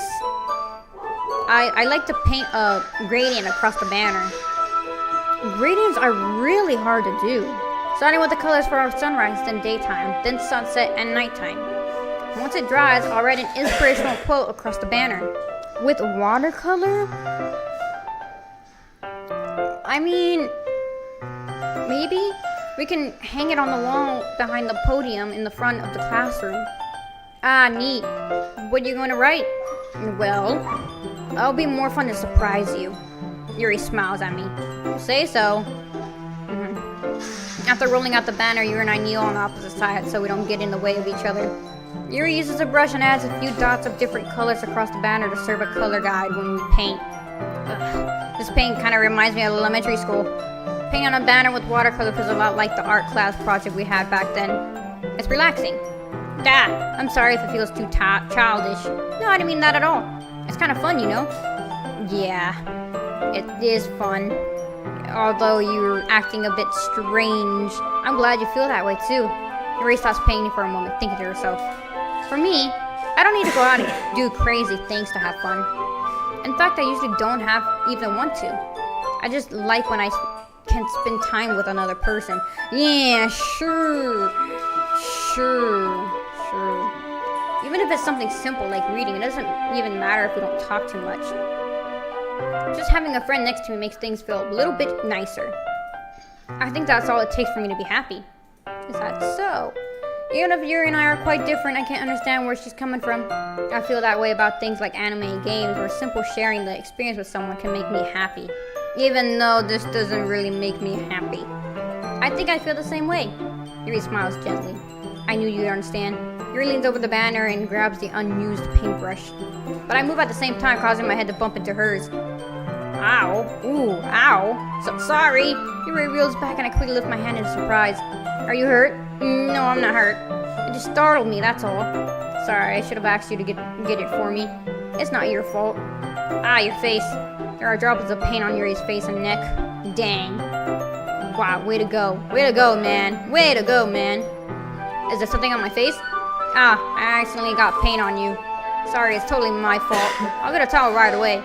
I rush out and fetch a small towel, and then I dampen it with hot water. I return to my room and kneel down in front of Yuri. Oh, hi. Here. I pat down Yuri's face and neck with the towel. Oh, hi. Ah, is something wrong? It's hot. I just didn't expect it. Sorry. I didn't want to use cold water. Having finished, I started to retract my hand. But Yuri suddenly holds my wrist. Wait. Yeah? Just for a little longer. It feels really nice. No, not a little longer. Nah. I keep my hand still against Yuri's. Yuri, yeah. An instant expression that I recognize from when she reads her books.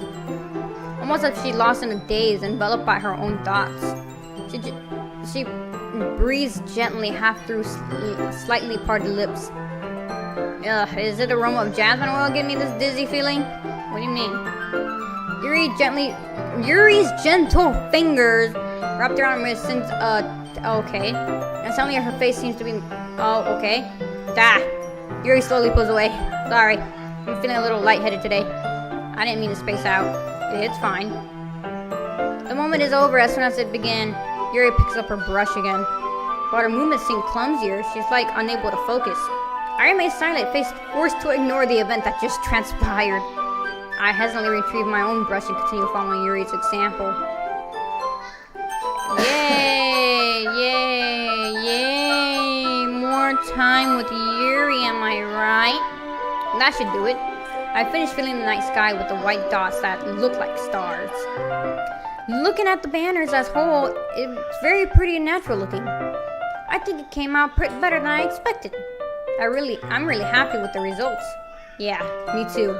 Are you going to add the letter now? Not yet. It needs to dry first. That's true, but won't that take a while? Well, perhaps it will be best to leave it here than have you bring it in the morning. I can do the lettering in the classroom before our event starts. Is that okay? No, that's not okay. That's totally fine. No, not fine. Wonderful. In that case, I don't think there's anything more for us to do here. Oof. Haha. You say that like you're glad it's over. Was I wrong to assume that you're at least enjoying yourself a little bit? No, it's not that. I'm just glad that we managed to get everything done. I see. I am too. I was a little concerned about time. I need to start making dinner soon. So you don't have any time left. I was secretly hoping we would have extra time after finishing the work. Well, Yuri thinks to herself. I think it would be too irresponsible if we wait much longer. I'm sorry. I was hoping there would be more time as well. It's probably my fault. Sorry for being such a slow worker. No, it's not your fault at all. And the important thing is that we got everything done, right? Yeah. So, I shouldn't be disappointed or anything. Gathering all her things, Yuri seems to look a little downcast. I understand why. I sounded like she rarely gets the opportunity to spend time with friends in a relaxed environment. But that doesn't mean this is the last time it can happen. Well, I'm glad it's over. Once Yuri packs up, I walk out the front door. Thank you very much for having me today. No problem, I'm glad I was able to help. Just let me know if there's anything else you need to bring tomorrow. I will. Well then, Yuri fidgets. I guess I'll see you tomorrow.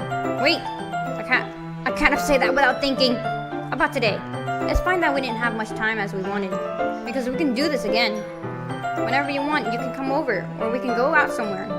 Yeah, I forgot, don't like going out much.